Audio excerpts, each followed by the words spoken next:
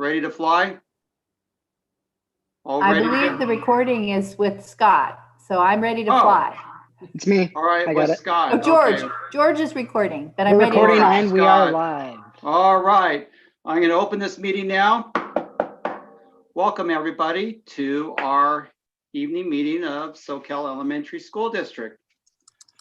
First of all, the best part of the meeting is going to be our pledge, and it's going to be led by a student from New Brighton Middle School. Mr. Broadhurst, will you introduce our student tonight?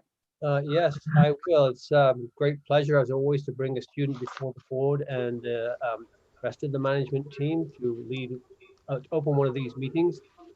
Tonight, I'm bringing Elliot Roth Ben Susan, one of our 6th grade students, new to the district, and he was recommended by his science teacher, Mr. Webb. And for the record, he was on the honor roll first quarter and is on a schedule to be on the honor roll for the second quarter. So, Elliot, I'm going to hand it over to you, okay? Okay, please stand. Place your hand on your heart. Ready, begin. I pledge allegiance to the flag of the United States of America and to the republic for which it stands, one nation, under God, indivisible, with liberty and justice for all. And now for the elementary school district mission statement. Staff, students, parents, and community showed the responsibility for each child's success. We are committed to ensure that each student develops the skills and confidence for lifelong achievements and is prepared to make a positive contribute to our world. Thank you, Elliot. Thank you very much, Elliot. And right here, I have a certificate, which I'll be very happy to read to everybody here. Elliot Roth Ben Susan loves New Brighton Middle School, as the teachers are way nicer and actually tell him what he needs to do. He especially enjoys math and science. In his free time, he likes to play computer games. He is also a competitive swimmer. As an adult, he'd like to be in sales because he is able to convince people, although he is not sure what he'd like to sell. Very good, Elliot. I like that. A lot of great stuff here too. And you're a big fan of math and science. Okay, where'd you go? There you go. You went down there. God, I like how the screens move around here. Each time I look up, somebody's in a different place. So you like math and science? Yeah. What part of science do you like? Well, I'm pretty sure I haven't seen this yet, but I am interested in physics. Okay, cool. Before I hog it all, is there any questions or comments from the board? I saw Just pop in there. There you go. I saw your 49ers screen there. Are you a 49ers fan? Yes. Yep. I hope your physics knowledge can help them catch the ball more when it's flying in the air. Yeah. But then, thank you for being here. Thank you for having me. So Elliot, have you been reading about all the quantum stuff that's been going on? Not yet. Well, you will, I'm sure. Cool stuff. Actually, I watched a documentary on Pixar the other night. A lot of those guys were, did computer games, and you guys never even worked with computers either. I mean, it's like there's a whole world out there too with computers. You know, it's only going to grow too as well. Have you ever designed your own computer game or done anything like that? I was going to on this program, but it was way harder than expected. Stick to it. It always takes time. Well, Elliot, I think anybody else have anything they'd like to ask him? I'll just say thank you to Elliot. Thank you, Elliot. I'm just curious because he said he wants to be a salesperson, but he's not sure what he would like to sell, but he's good at convincing people. So be interesting to me to imagine you in the future selling something. It could be anything, but you have no idea just yet, Elliot? No idea yet. Okay. Well, you've made a good impression on your teachers, and I really thank you for representing New Brighton Middle School. And very happy to hear that you think it's way better at New Brighton than any other school that you've been to prior to this one. Happy to hear that. Thank you, Elliot. I just wanted to thank you for coming today and congratulations on being honors row. And it looks like you're headed that way for the second trimester. So congratulations. And the certificate will be mailed to your home address, Elliot. So you'll get a copy of the certificate that Mr. Donnelly read to you.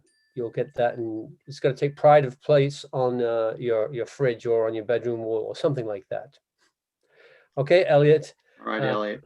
Hey, we're really proud of you, Elliot. Good job. Yeah, thank you for having me. Hey, Elliot, it's really awesome to meet you. Stay awesome, okay? Keep up the good Okay. work. All right. Good night.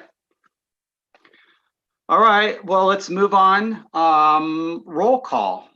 Linda? Trustee Rodriguez, Here. trustee Jackson Miller, Here. trustee Izant Gonzalez. Here. Trustee Friedman, Present. trustee Donnelly. Present. Okay, let's move on to adopt the agenda. Is there a motion to adopt the agenda as it stands? This is Amanda. I'll make the motion. Carolyn. Uh-oh. I'll second. Carolyn has it. Which square had it first? Okay, Carolyn and then Amanda. Good point. Okay, all in favor? Aye. Aye. Any opposed? None. Okay. As we move on to the consent agenda, is there a motion to adopt the consent agenda as it stands? I move. Bill? I'll second. Carolyn. Carolyn seconds. All in favor? Aye.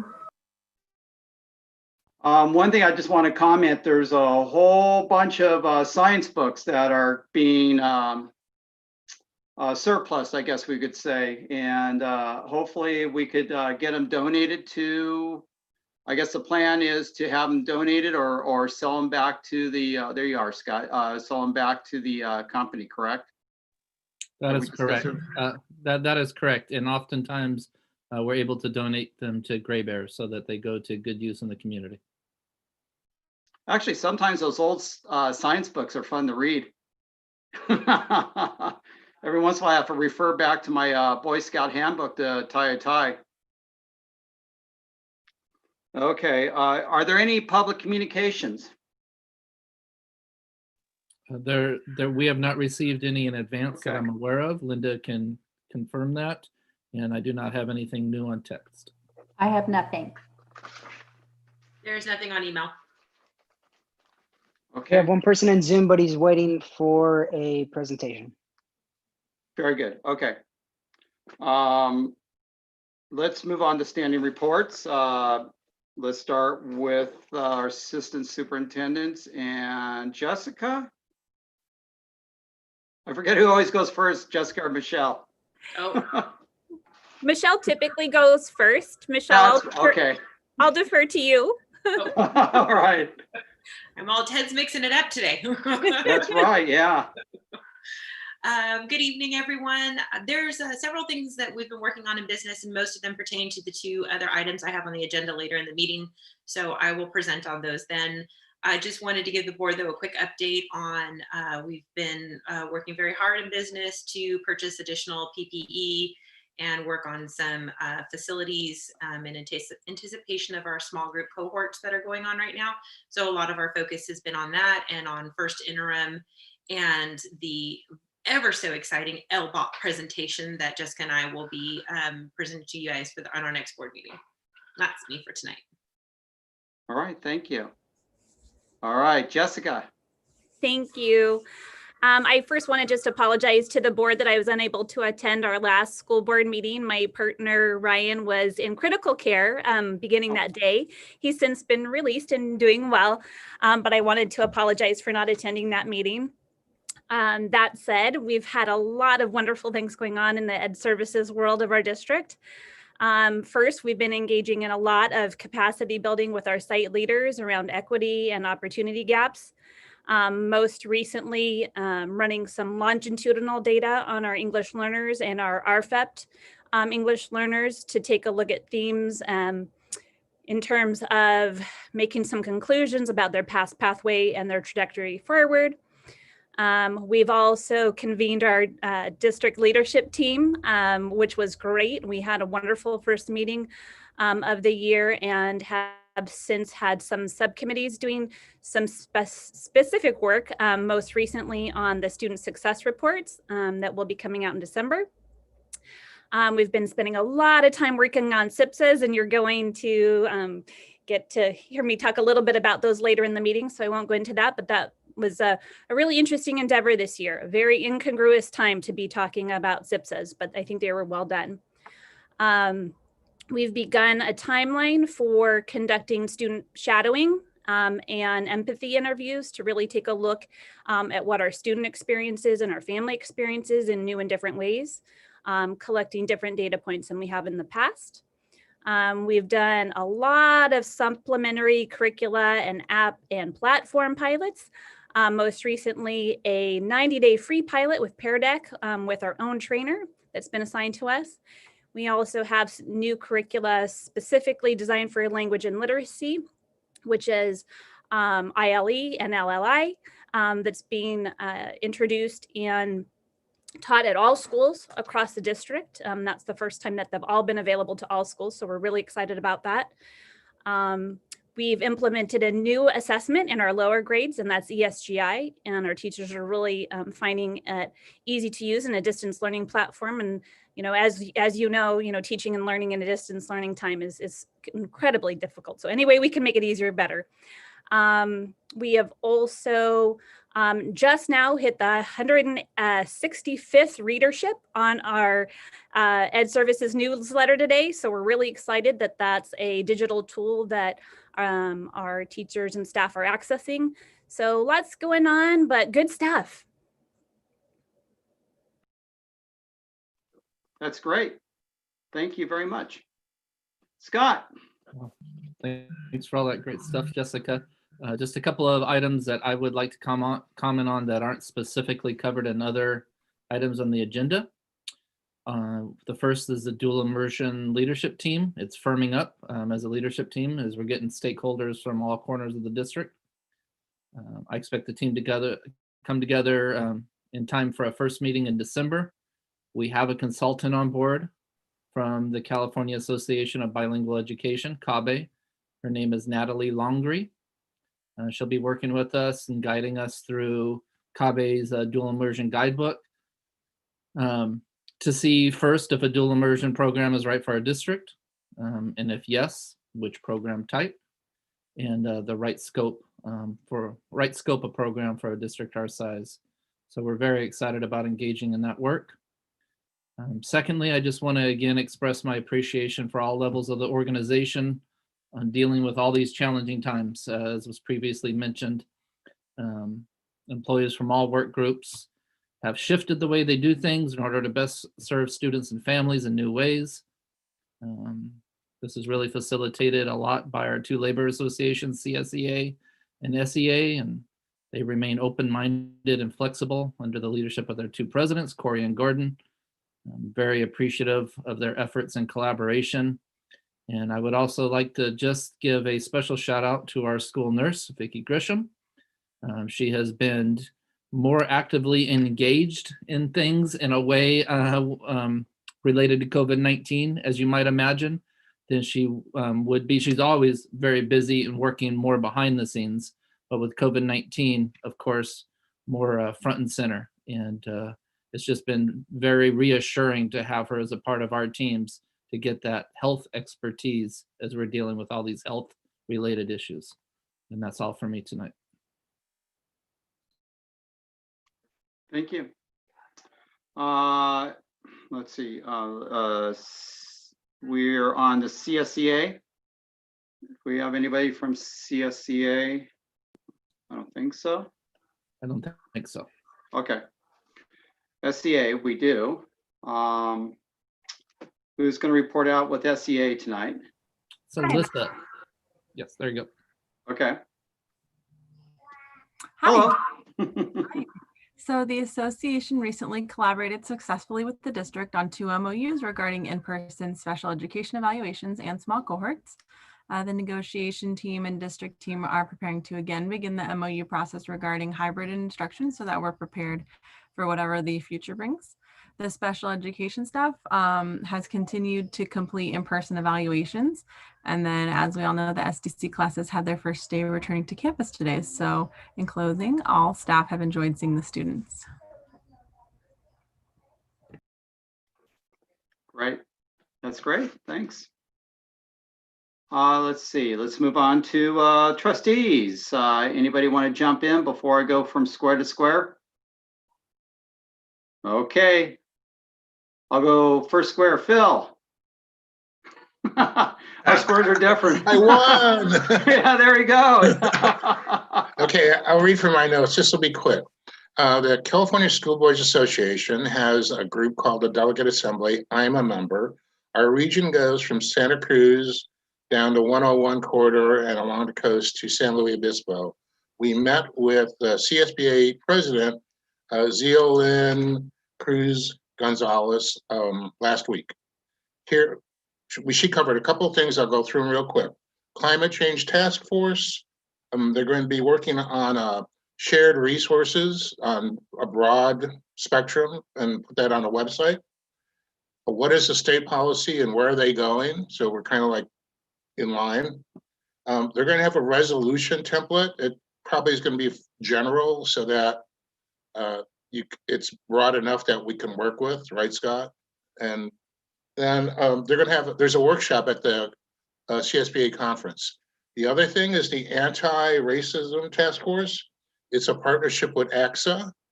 And again, state policies, member support, and then training on core values. So got any questions, shoot me an email. All right, thank you, Phil. Next square down to here, to Jen. Hi, I think most of what I would update on it will be covered in the meeting, so I don't have anything to say right now, just appreciation. Thank you. All right, thank you. Next square, Amanda. Okay, thank you again, Phil, for serving on Delegate Assembly. We really appreciate the service and the reports. It's always great to know what's going on with that group.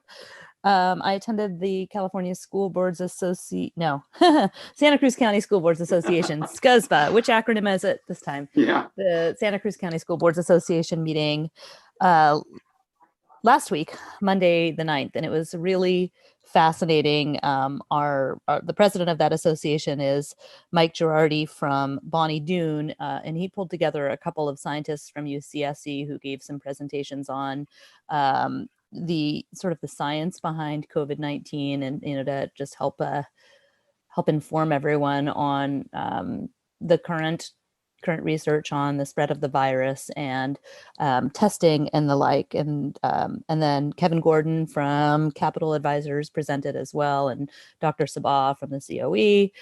So it was a very informative presentation. I just encourage folks to take a look at those emails that we get. The meetings are generally every couple of months, but he's really done a great job putting together some good presentations. So always good to attend those meetings. And that's it for me. Thank you. Thank you. And next in the SoCal bunch, Carolyn. So let's see. So today I attended the Children's Network meeting, and there was 2 presentations on child abuse prevention. And last week I attended the Racial Justice Task Force, and I know that's one of the items that we'll discuss later. And also I attended the last 2 classes of the Masters in Governance along with Linda Jacobs, and we graduated. So we're now MIG graduates. So that's exciting. And that's it for me. Thank you very much. And I have nothing to report out on at this time. Let's move on to presentations. 5A presentation from Kristen Murphy, our principal at SoCal Elementary School. Hello. Hi, everybody. It's so good to see you this evening. Linda or George, am I able to, can I share my screen for the presentation? Yes, you have the permissions to. Perfect. All right. Can everyone see it okay? All right, great. Just let me know if my internet starts to glitch or anything. So good evening, everybody. It's such a pleasure to be here with you this evening and having the opportunity to talk about our amazing school and what we've been up to this school year. As I was preparing for this evening, I found my slide deck from last spring. And last spring, I presented to you all on Wednesday, March 4th. 1 week later, as you all know, we prepared for our school closure. What a difference a week makes. As all you did, we went through our various stages of shock, worry, fear. But one thing I've been incredibly inspired by is how our staff, our students, and our families at SoCal have this constant ability to find rainbows in our clouds. And we work together to find opportunities and positivity each and every day. And I hope to capture a little bit of that with you tonight. All right, 2 words we all have added to our vocabulary this year: synchronous and asynchronous. Time teachers are working with students and time students are working independently. I'm beyond impressed with what our teachers have been doing during their synchronous time. Every day that they meet with their students, they see them both in small group and whole group, sometimes 3 or 4 times a day, depending on the need of the student.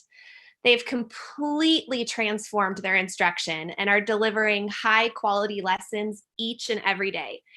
Each day I try to pop into a few classrooms, and each day I see solid instruction and engaged students.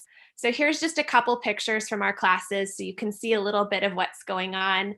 On the left, you'll see Miss Rogers teaching a reading lesson in kindergarten, working on sight words at that level A reading level, and Miss Cowell doing a number talk with her 4th graders. When not engaged in the synchronous class meetings and small groups, our students are engaged in independent assignments. Teachers are using multiple platforms to assess student work and provide feedback to students. Our staff has worked incredibly hard to provide a balance of work that can be done on and or off the screen, giving our students as many screen time breaks as possible and being mindful of their physical and mental well-being. So here's some of our kiddos working in their async time or their synchronous time with their teachers.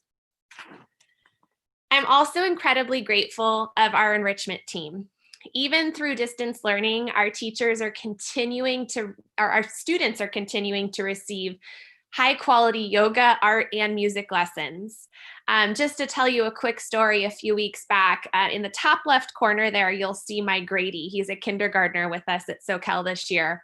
And Grady was zoomed out, as many of you guys are. By the end of the day, Zoom after Zoom, he did not want to get on another Zoom call. And I said, but buddy, you have art class. You've got one more class. So I got him set up and I left the room. And a few minutes later, I hear just peace. Like you could just see the calm in him. And just that 30 minutes that he spent with Miss Susie engaged in an art lesson was so healing to him. And we're finding that having these enrichment opportunities for our students truly are healing.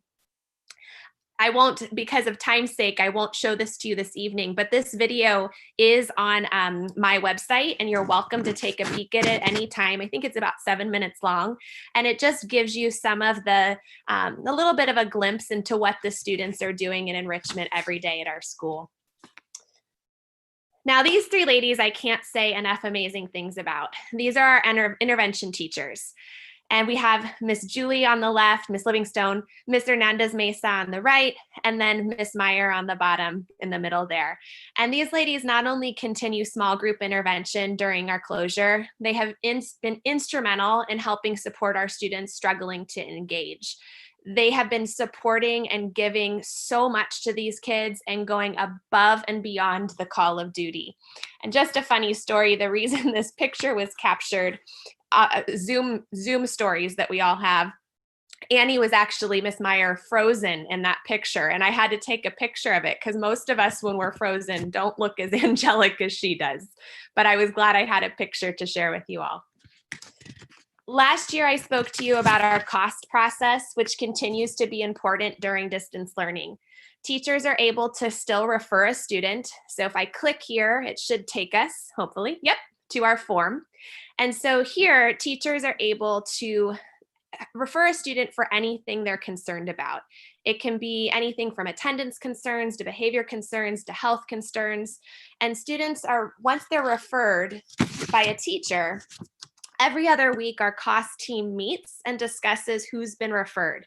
We brainstorm next steps, what supports we can put in, and we've been able to really improve attendance through this process, decrease behaviors, and address health concerns. The cost process truly ensures we're thinking about MTSS each and every day and supporting students wherever their need may be, whether it's a social emotional need, an academic need, a behavior need, or a combination, and we're able to support and respond rather quickly. Find my presentation here. Okay. Oh, where did my last one go? Okay, last but not least, I wanted to talk about our newest and very exciting addition. We have students back on campus. Last week, we welcomed 42 students back to our site. Prior to last week, we started with a small group of 6 staff students, allowing us to really practice and implement health and safety protocols with a small group of kids. We were then ready to duplicate this with more students. Teachers were able to identify 3 students they wanted to bring back, and we then were able to cross-check that list with cost, intervention, ELD, special ed, and students that were having difficulty engaging. We were able to create a formula, if you will, that prioritized students falling onto multiple lists, and from there began generating our roster. It's been absolutely wonderful to hear laughter and learning back on campus, and even the occasional playground argument. It's nice to have those sounds again. So I want to thank you all for the opportunity to present this evening. This has been a tough year for everyone, but I wouldn't want to do this with another school or district. SoCal is a pretty special place, and we continue to feel supported by the board and the district office. So a huge thank you to all of you for all you do, and I'd be happy to answer any questions if you have them. Well, thank you for all you do. Definitely. Any questions from the board? Go ahead and jump in. Yeah, I'd be curious to hear next year how your cost data came out. Like, I didn't get to see all the questions and stuff like that, but I'm always curious to see what happens a year later. Yeah, definitely. I am too. I'm anxious to see that as well and to track progress. On a related note, do you have a sense of how many kids are struggling and how many of those forms have you been getting back? Yeah, so we had, just to kind of give you an idea of how we got to those 42 that were on campus, my list is really at about, I want to say 65, 70. Those are the kids I really would love to have back on campus. So doing the math there, about 25 or so we're short on getting them back on campus. If I could get those 25 back, would be golden. So it'd be a few more cohorts I'd need to be able to get back on campus. But overall, out of a group of 400 kiddos, if we're looking at 65, 70, yes, it's a big number, but getting a good majority of them back feels pretty positive to me.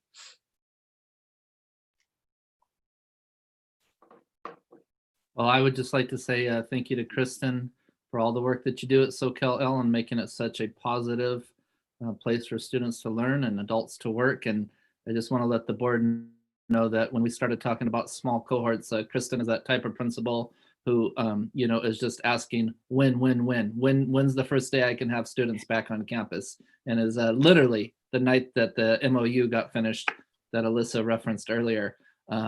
the first thing I did is texted Kristen so she knew she could have her cohorts back the next day. So I just really appreciate your enthusiasm for our students, especially our students who need in-person learning the most. Thank you. Exactly. And thank you again very much too. You're so welcome. Thank you guys. Have a nice evening. Thank you, Kristen. Yeah, all right. Really appreciate it. Thank you. Bye-bye. All right, thank you. 5B, presentation on our district facilities, and that would be Michelle. Yes, good evening, everyone.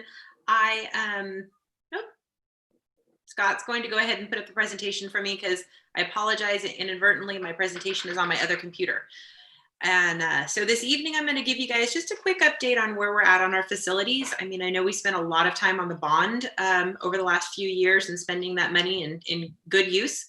However, that doesn't mitigate ongoing deferred maintenance projects and other projects that the district had in the hopper. And we kind of wanted to give the board a feeling of where we're at right now. I wanted to introduce Steve Cartwright. He's our transportation maintenance and operations manager. He's going to join us for our presentation this evening.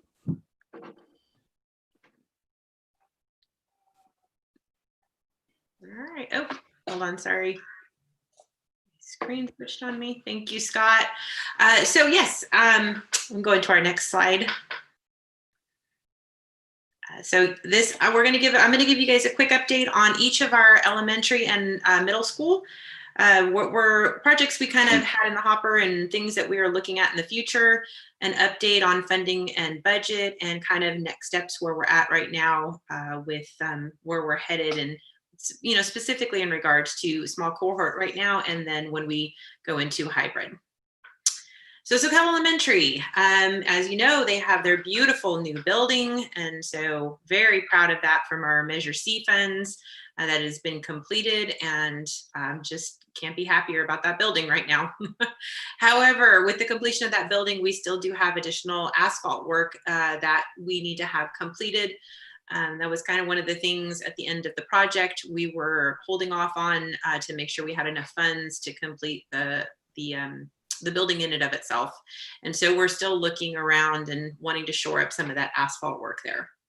As the board knows, we're in the works right now with the Heart of Soquel, and they're completing their trail, which will mean for us, not only the beautiful completion of that trail back there, and I don't know if any of the board has had an opportunity to go out there and take a look. It's really coming along quickly, and our partnership with the county has been great.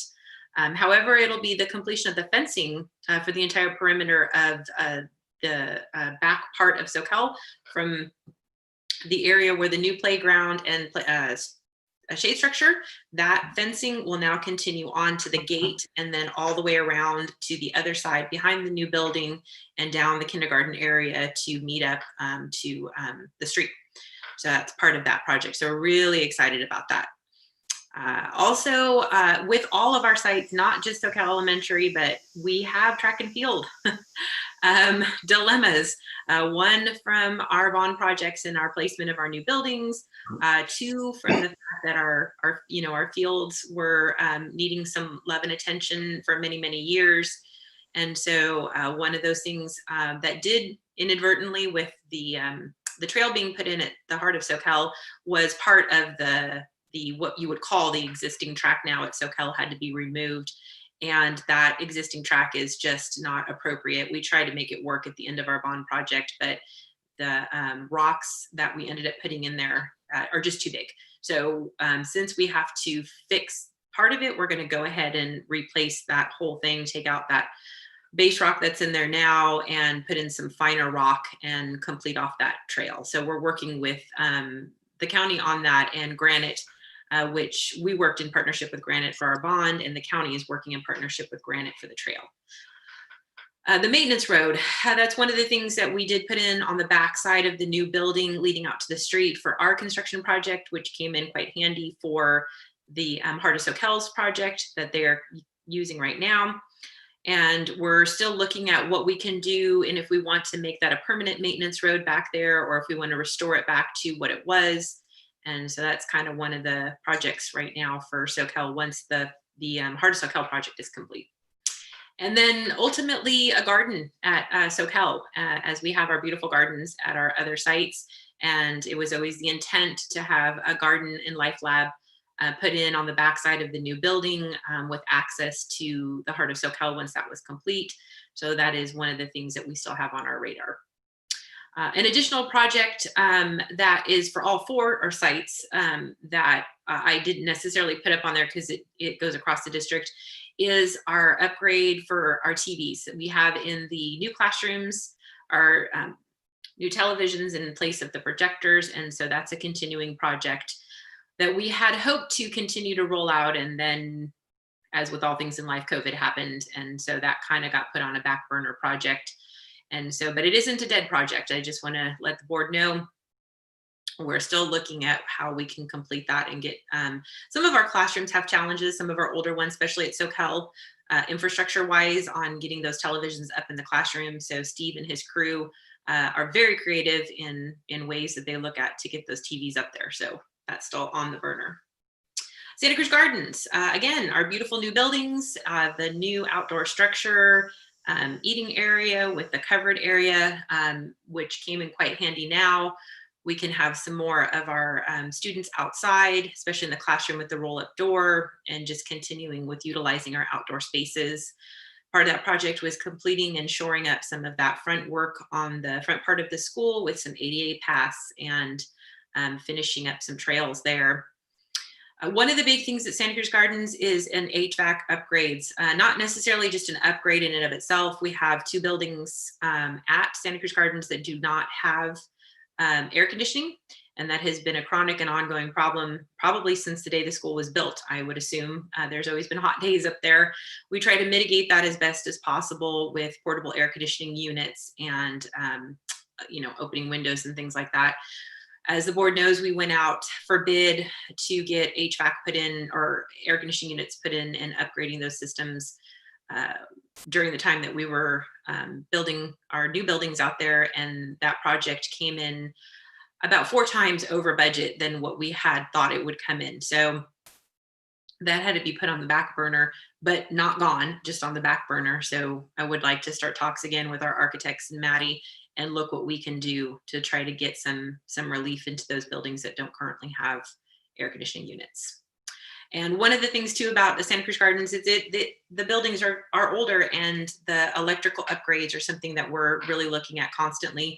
Having the charging stations in the older buildings for the Chromebook carts and such, it takes a lot of juice, and some of those classrooms just don't have enough to support that. So we're always looking at ways to try to get in more of that into the classroom. So that's a chronic problem with some of our older classrooms as well.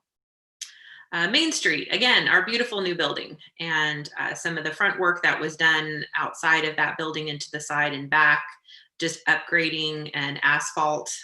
We've kind of shored Main Street up on that. We were able to put in some additional fencing at Main Street to kind of close off the school, I should say, pardon me, in a way that now currently helps, because we have only 2 entrances really predominantly into Main Street, and they're able to manage that a lot better.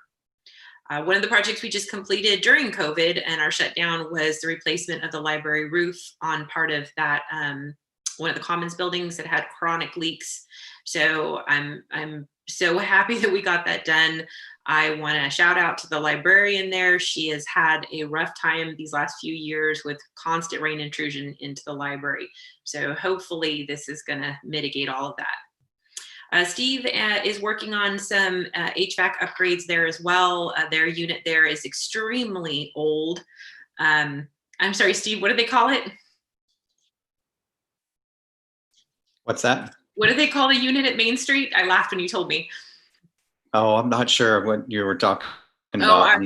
They have one big, huge HVAC unit that runs the whole school, and it's in bad shape.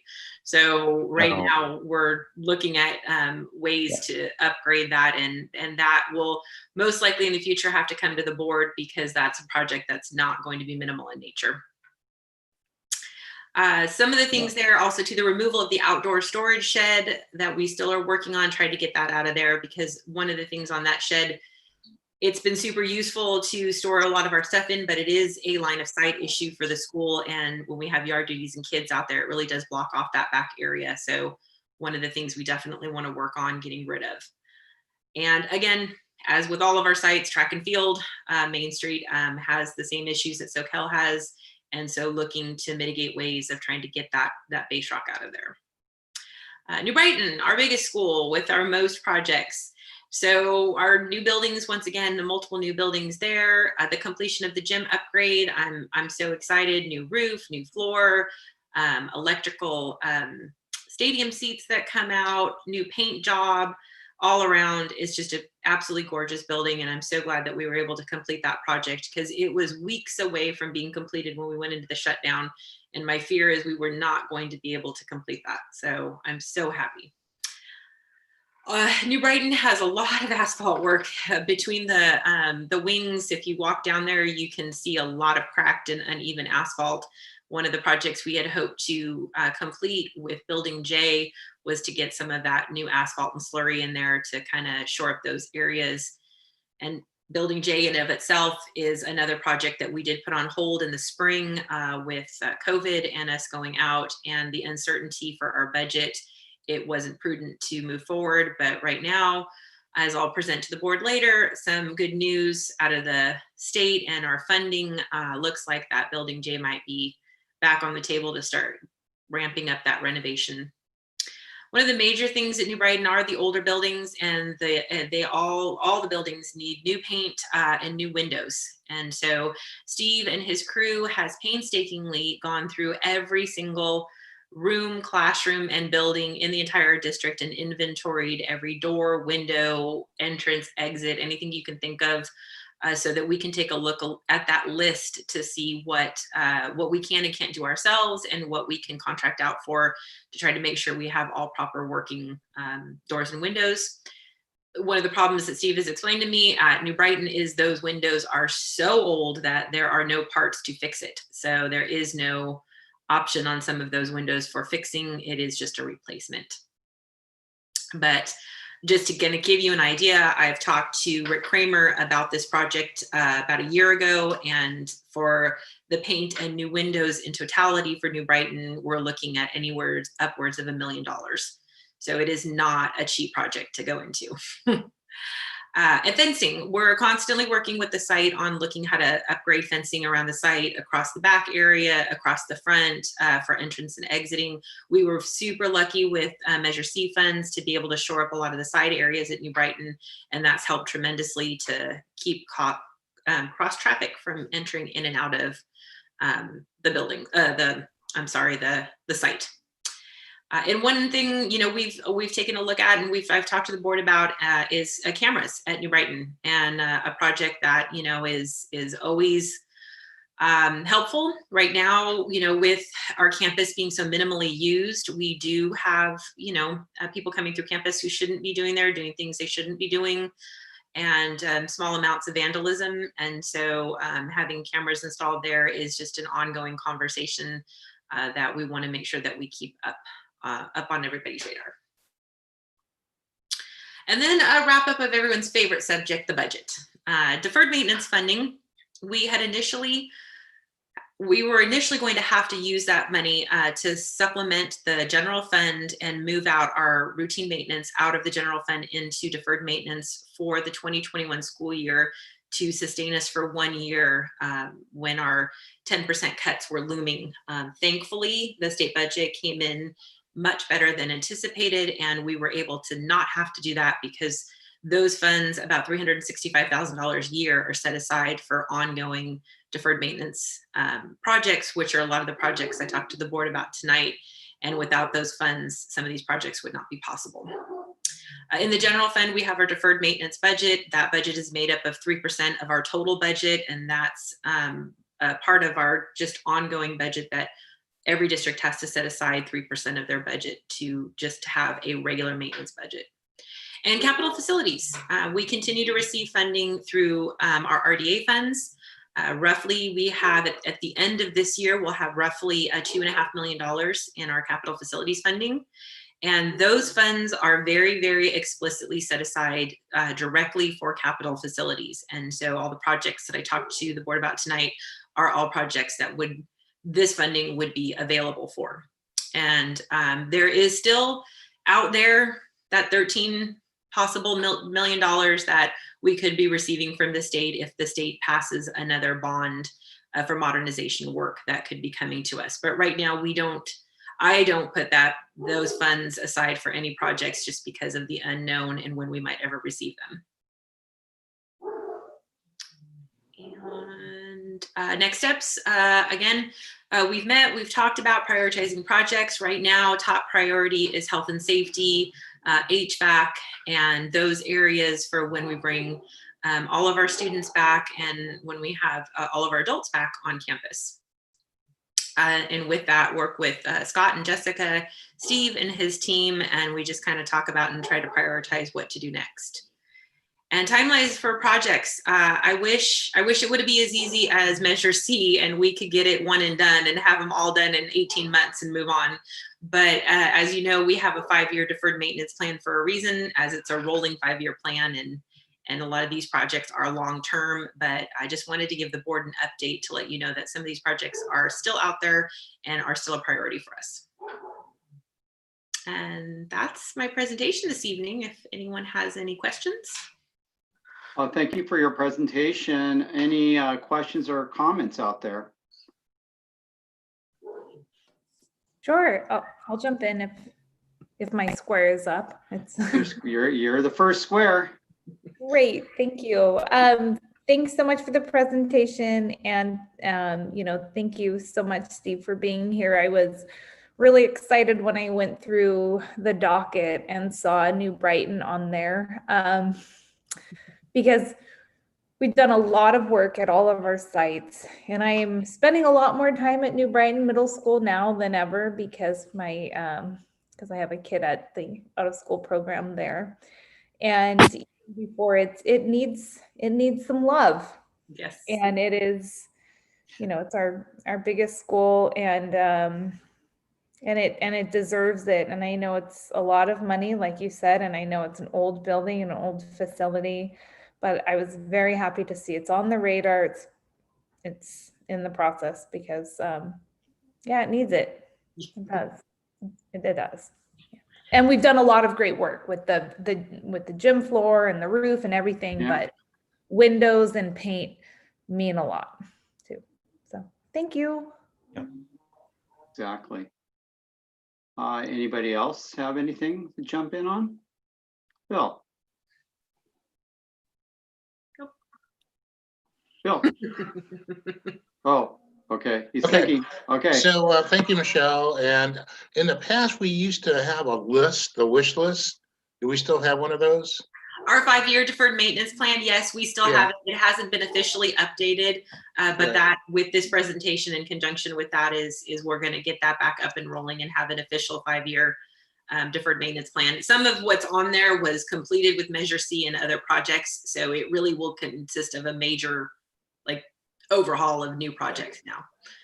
And on the funding side, I understand there's been a change in Washington, and I would expect that there would be some effort towards the infrastructure thing on one hand, and in the state on climate change. It's a hot issue out there now. And so, pun intended. So is there a way that we can identify some projects that might benefit from those funding pots? Absolutely. Actually, it was just passed, I believe, late September, early October, a new assembly bill that's directed at funding very specifically to school sites in one area specifically, which is HVAC, and areas to upgrade for more higher efficiency and better airflow and all the things that we need right now. And so the district's looking into how we can tap into those funds. But as you know, with a lot of the monies out there, our district seemingly falls into that kind of bubble where we aren't high enough in free and reduced, and yet we aren't low. We're too high and we're not high enough, and we're too low and not low enough. And so I always try for them. But as always, if there's anything out there that you hear of, be sure to let me know. So for you, Michelle and Steve, a mini split up at the gardens. Yes. And just a really quick, because I forgot to mention this, and please forgive me at the beginning of my presentation, just a very huge, big shout out to Steve and Alex and John and Craig and Dawn and, you know, Rick and Kathy and Tammy, our bus drivers. You know, they are a small department, but they are always present and always around, and they sure do, they get it done. You know, I can't say enough kind words for Steve and his team, and specifically for Steve, because, you know, I mean, it's hard to believe, but sometimes I can be a hard boss, but there's never a time when we need to get something done that it isn't taken care of and done. So I'm so appreciative of everything that department does. Yeah, Steve, thanks for the maintenance crew. I do drive by the schools, and the fronts, they all look great. Our new schools, our new facilities, they look great. And I see your staff out there still working away. And thank you for the upkeep of our schools, and especially for our children too, our students, I mean. Thank you. I appreciate it. Yeah, I'll make sure to let the guys know. Please. Sorry, I'm having definitely some technical difficulties, so getting a lot of glitching. So if I miss something, I apologize, but I think I'm getting most of it. Okay, very good. So Steve and Michelle, how are the buildings holding up? They're like over a year old now. I think they're great. We have had hardly any issues at all. The teachers are loving them. They're very energy efficient. The lighting's working well. The HVAC systems are working well. I've had nothing but good things, so I'm very happy with them. Good. Good. One thing I would like to throw out is that as we're talking, and I've mentioned this before with Scott, there is an extension. There is an extension of a grant by the state, Proposition 68, and it is to where a Parks and Rec district applies for the grant, and they could partner with the schools. So I'm thinking with the county and with the fields, especially Santa Cruz Gardens. I mean, we could put a racetrack up there. I mean, it's pretty big. We could put an airport. So anyways, I know I've forwarded Scott. I'd be happy to do it again. They have extended the application to March 2021, and if we could get in touch with the county Parks and Rec to see if they are willing to apply for it. I think, well, Shoreline School, they have the soccer field, but I think that belongs to the county from what I gather. And also, I spoke with Scott about this and forwarded this information off to Mayor Peterson as well for New Brighton Middle School, hopefully maybe getting a grant for the fields, for, you know, soccer fields or anything. I mean, it could be sports, it could be anything that is related to Parks and Rec. Yes, and of course, would be more than happy to follow up on that. Yeah, they extended it. Looks like they have a lot of money out there still. All right. So I was part of a grant application for that with another life, and we just need to. One of the things we need to do is, I think pretty soon, is the board has to take some kind of action, and I can't remember what exactly that was, but essentially saying go for it. Well, right, yeah. As long as I mean, we can't apply for the grant, but we could partner with another. Yeah, we'll be sure to meet with possible partners, and any steps we need to take with the board will take. Okay, with that, any other comments or questions out there? Or is the gym being used at all with the new floor and the roof at all? It's not, huh? I believe they were doing some assessments in there, some one-on-one assessments, But if for the most part, no, we've kept most of our activity to the pack and outdoor, up till now because of the weather. And I'm not gonna lie, Scott can verify this. I'm just a tiny bit protective of the gym and its floor. Good. So we're very mindful who goes in there. Great. Okay. Thank you. I would like to just thank the board tonight for letting us present and give you guys an update. And thank you, Steve, for joining us. But we won't hold you to staying on. Okay. Thank you. With that, is it safe to move on to 5C? Okay.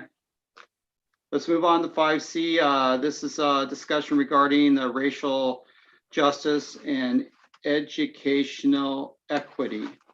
And Scott. Thanks, Ted. So the work on our district's top goal for the year has continued. And of course, it won't just be for a year. This will be ongoing work. I want to begin by sharing some of the books that have been purchased to augment our school libraries with books focused on racial equity. As you know, hundreds of these books have been ordered. And this part of the work is especially meaningful because of all the hands that went into it. So augmenting our libraries was one of the requests from SEA's very eloquent letter on this topic. Principals, teachers, librarians, parents, and other folks in our school community all had a say in identifying the books. Our team in business services had to find the books at the best price to order them, which, in practical terms is no small feat. So it really does take a village to do this work. And so now with your permission, I'd like to share just 4 of the books. So hundreds of these books have been ordered and are going into our school libraries, all with a lens to put a greater focus on racial equity. I'd like to share 4 of them with you, just to give you a taste. So I'm going to share my screen really quick. And I'll kind of go through these bit by bit. If you can see a picture of 4 books there, give me a thumbs up. Make sure you're seeing what I want you to see. Thank you. So the first couple of books are ones that have been ordered for New Brighton. And then the third one I'll share with you is kind of an upper elementary book from one of our elementary schools. And the last one is a primary grades oriented book. So Buffalo Soldiers, I'll just read you a brief synopsis. In the mid-1880s, the first Black regiments of the U.S. Army were nicknamed Buffalo Soldiers by Native Americans, a name that stuck. In the nearly 85 years of service that followed, Buffalo Soldiers served on the western frontiers as well as in conflicts in Cuba, the Philippines, and Mexico. These courageous men became known for their discipline, among other admirable qualities. Sadly, they continued to face great prejudice in their own country, despite stellar military records. Photographs of the soldiers, accounts of their exploits, and a timeline highlighting important moments of service further reveal the bravery of these troops. It's a very important part of American history, sometimes overlooked in the past, won't be in our library. Amazing Women of the Middle East. Feel inspired by 25 amazing women from the Middle East who have created a legacy through the strength of vision, leadership, courage, and determination. Written by award-winning author and trailblazer Wafa Tomaska, this stunning collection of life stories is illustrated by a team of internationally recognized artists. The third book on the picture there is Sanctuary, and this is a fictional book. It's 2032, and in the near future, America, all citizens are chipped, and everyone is tracked from buses to grocery stores. Doesn't sound that far-fetched, does it? It's almost impossible to survive as an undocumented immigrant, but that's exactly what 16-year-old Valley is doing. She and her family had carved out a stable, happy life in small-town Vermont. But when Valley's mother's counterfeit chip starts malfunctioning and the deportation forces raid their town, they are forced to flee. When I was reading through these, it made me want to go out and get a couple of them right away. The last book that I wanted to share with you is oriented towards our primary grades, and it's called Mixed, A Colorful Story. And I'd like to share with you a reading of it, a very brief reading of it. So give me just a second while I share a different screen.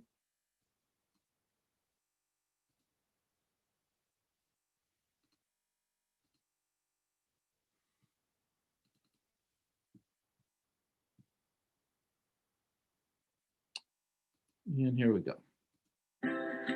Mixed, A Colorful Story. Did everybody hear that okay? Okay. By Ari Chung. In the beginning, there were 3 colors: reds, yellows, and blues. Reds were the loudest. La, la, la, la, la. Yellows were the brightest. Ding. And blues were the coolest. Beep, beep. Everyone lived in color harmony until one afternoon when a red said, "Reds are the best." The yellows disagreed. "No, we're the best because we're the brightest." And the blues were too cool to even respond. The colors decided to live in separate parts of the city. But one day, a yellow noticed a blue, and something happened. "I feel so happy when I'm near you, and I feel so calm when I'm with you." Yellow and blue became inseparable. Life felt so vibrant, but not all the colors were happy about it. "Colors shouldn't mix. I don't like that yellow's effect on blue. That blue isn't bright enough for yellow." But yellow and blue loved each other so much they decided to mix. Together, they created a new color. They named her green. Green was bright like yellow and calm like blue, but really, she was a color all her own. Everyone was fascinated. "I've never seen anything like her before. She's so cute." Even the grumpy colors fell in love with green. "Can I hold her?" The colors began to see new possibilities. Soon, other colors mixed and mixed and mixed and mixed. There were so many new colors and a lot of new names. "Don't forget your glasses, Lavender. Be careful, Jay. Have fun, Amber." The old neighborhoods of Redville, Bluetown, and Yale Heights didn't make sense anymore. Everyone wanted to live together, so they rebuilt the city. The new city was full of color. It wasn't perfect, but it was home. The end.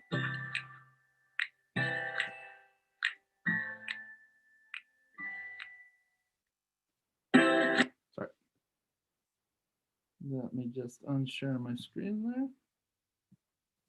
And so obviously a nice way for primary students to be able to engage with a message of inclusiveness and unity. So just a very small sampling of the wonderful books that everybody's had a chance in identifying, and nice tangible way, I hope, for you to see the evolution of that request to make our libraries more inclusive and more oriented to racial equity. So more work on this topic. I'll talk to you a little bit about the Racial Justice Task Force. We had a meeting, as was mentioned last week. It was the task force's second meeting, and as was mentioned, Jen and Carolyn represented the board on that meeting. As usual, our work that night with Nicole and Dr. Holt was both inspiring and meaningful. And we always start with our 4 agreements. The 4 agreements are to stay engaged, experience discomfort, speak your truth, and expect and accept non-closure. We dove into an article that we read as homework, The Water of Systems Change. We discussed racial equity in education and what that really means, challenges to racial equity, actions to create racial equity. Some examples in defining racial equity is that it's not the same as racial equality.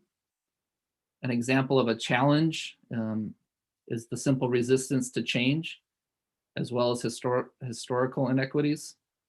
And some actions to create racial equity that we talked about included shifting resources to those who need more. We worked in breakout rooms on a racial equity statement in which we had to share our own ethnic and cultural identity, one word that describes racial equity, why we chose that word, and give an example of racial equity in our school district. We talked throughout the night about a vision of having an equity plan at the end of the work this year and how all the current work is setting the foundation for a meaningful plan. The work with Nicole and Dr. Holt is serious. It's having a major impact on our district. We look forward to the work with her on all three levels, the task force, the board, and the administrative council. The final note I'd like to make before turning it back over to the board is in relation to a resolution that the board passed back in June. The resolution was titled Resolution in Support of Black Lives Matter and Ending Systemic Racism in Education. A few of the whereas statements in the resolution included understanding conditions for African Americans today require acknowledging the history and continuing legacy of slavery and colonialism. Dismantling the structures of racism must include the attention to the roles of schools and educational institutions at all levels. The resolving statement was now, therefore, let it be resolved that the Board of Trustees and SUESD supports Black Lives Matter and its allies in the movement for freedom, justice, and equality. The resolution has been prominently displayed on our district website. One school took the board's lead and put Black Lives Matter as one of the scrolling screens on their digital marquee.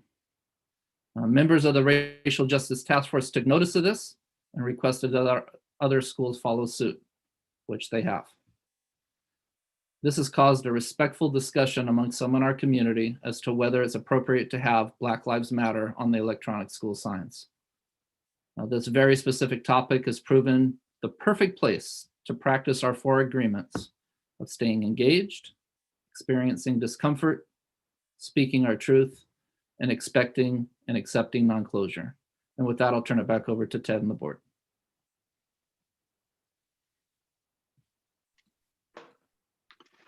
All right, gang. I'm sure there's a few comments and questions out there. Fire away.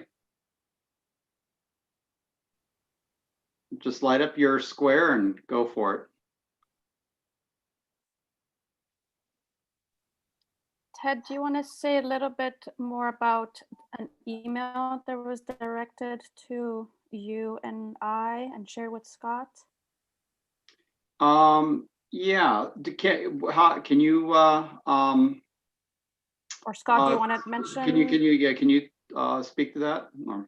Yeah. I tried to reference that when I referenced that in the community. There have been some that questioned whether the particular statement Black Lives Matter belongs on our scrolling marquees, in essence. So, and I think maybe the main issue that was at least kind of part of the thinking around it was the difference between the Black Lives Matter organization and the Black Lives Matter movement, and how maybe the messaging wasn't clear what it was that we were kind of representing. Was it the movement? Was it the organization? Was it both? I think that's what maybe some people in the community were referencing. They actually referenced the organization and in the email, and how we were taking a stand on a somewhat a political Marxist organization and not as much as the movement. Or not the movement, actually. They didn't think of it that way. And so, I mean, we really want the message to go with the movement and not so much of the organization. I guess for some people, I mean, regardless, some people are going to be against any of it.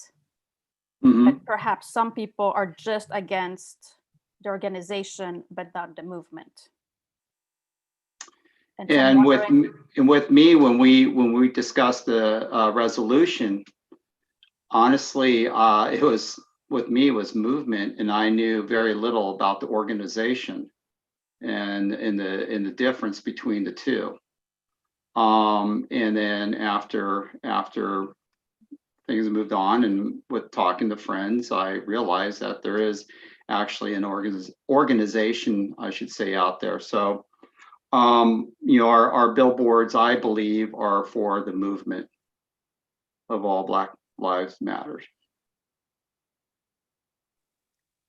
And I wonder if it's possible for us to, I mean, I know there's not a lot of space on the marquees, but if there's a way to make that more obvious, that we stand behind the movement. I don't know.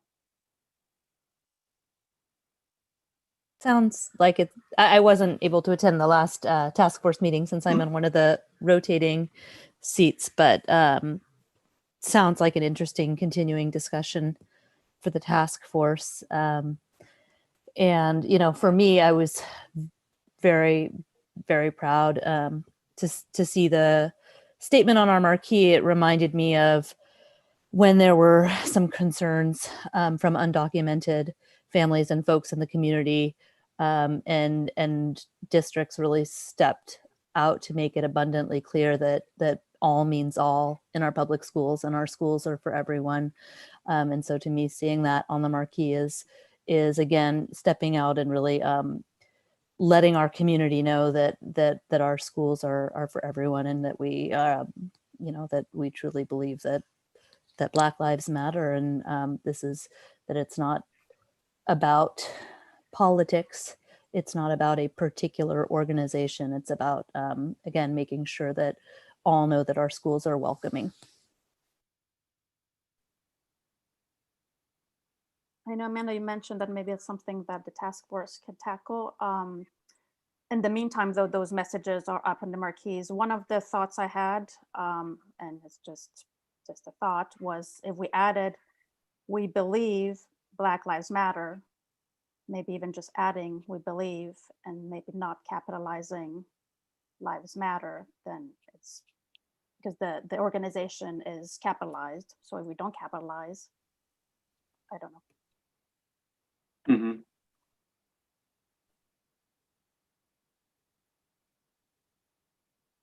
I was just going through the resolution again and just wondering if we actually need to bring it back, but I don't think we do.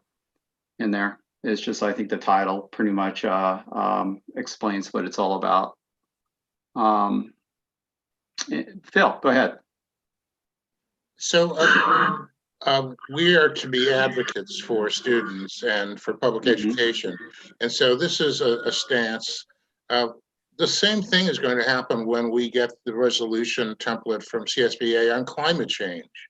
So that's another hot topic, and that we should take a position on. And there'll be other things that come, and then we have to decide. Along with that, as we start getting messages on our marquees, it'll start getting to be a little, you know, a lot. So we should think about, when we do something like that, does it have a life? You know, like 2 weeks, and then in another 3 months, another 2 weeks, or something like that.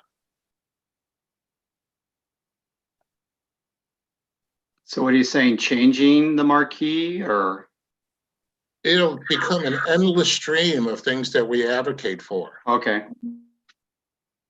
Right, exactly, yeah. But we still have to find the right phrasing. I mean, maybe the phrasing as it is now is the right phrasing, or maybe it can be tweaked. That I don't know, but that's something that we have. Regardless, we're making a decision. Either the decision is to leave it as is, or it is to change it, to tweak it a little bit.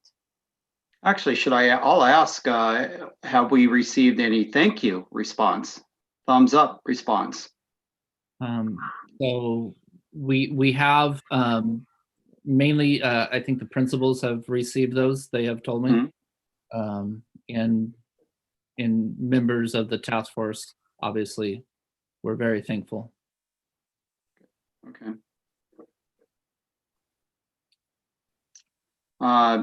Jen, go ahead.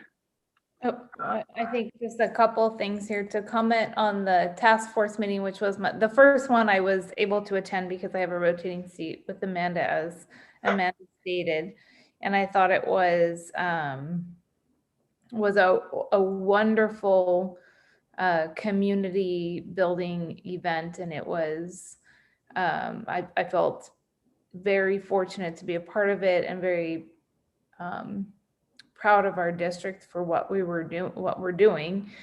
And so I just want to say that was just an amazing group of people who I hope to continue to get to know, members of our community who I haven't met and some who I have, and all coming together and learning together, which was really great. Like we were all active learners in that event, and it was just wonderful who was all at the table.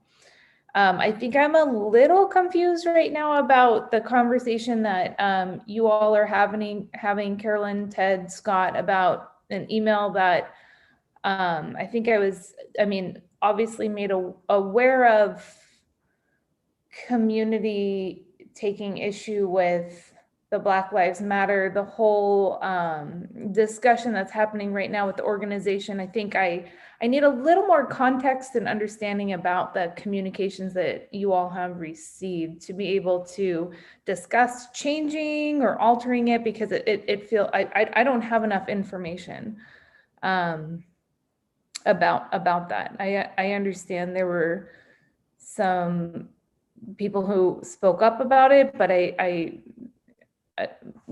talking about separating from the organization I just need a little more information. So Jen, one of the things I'd put in the Friday update is, I did read that. yeah. So and that's the distinction that the distinction between the organization and the movement is really something that was in my response to the email, right? And so that's the distinction that's being drawn, not as much by the initiators of the email, who did reference the organization, but not necessarily the distinction between the organization and the movement. And of course, as part of the response to the concern, that distinction was made. And if you'd like, I can read one of the emails that was sent. This one is, Dear Mr. Donnelly and Ms. Friedman, it is inappropriate for the electronic message board at Main Street to be promoting Black Lives Matter, a self-described Marxist organization. Neither individual schools nor the district should be promoting any political parties, organizational movements.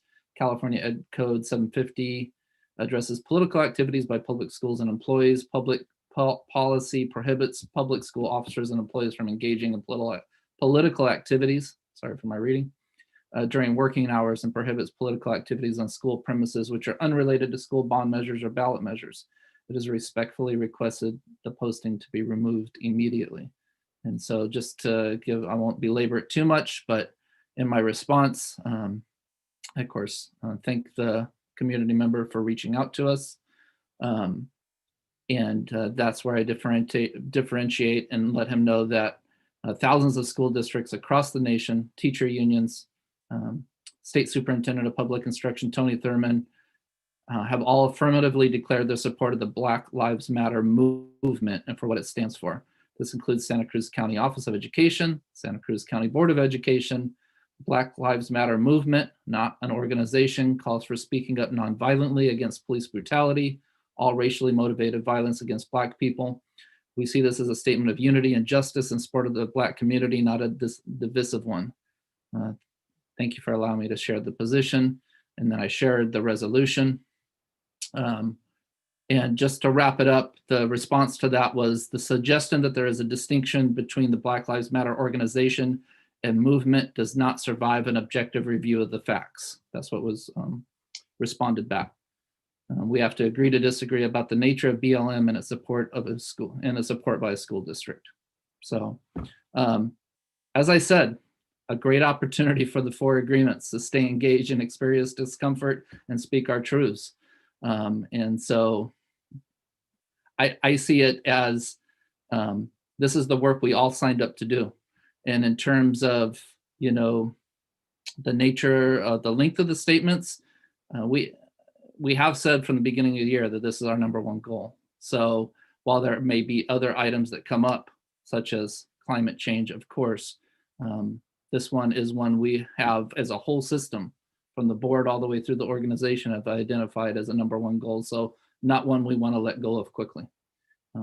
And that, I'm just saying in general, I think the idea of changing the wording of it to we believe Black Lives Matter with lives and matter not capitalized is a good way possibly to still get our message across with making as much of a distinction as you can on a scrolling marquee between the movement and the organization. I appreciate you reading the email because the nuances of what the person was saying was not in the update, and so that just I felt a little blindsided right now with that side of it. I of course 100% agree with our goal to have this be at the forefront of all that we're doing this year and continuing. I just did not realize the detail in which the emails you were receiving.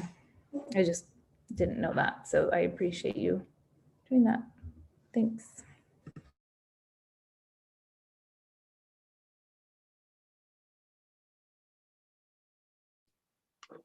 There we go. Anything else from board members? If not, anybody else like to chime in? I just wanted to Okay. reference back the task force meeting and just talk about the small groups that that we had, and those were really meaningful because there was some dyads and then some groups of 4.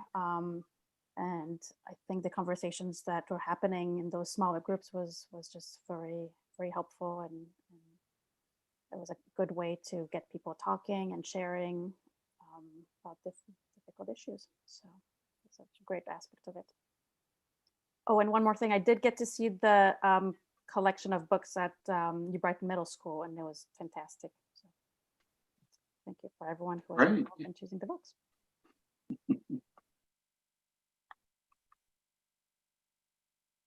Okay, Carlo. Hello, good evening, everybody. Hello. Greetings, board members and SoCal family. It's good to be in all of your presence again.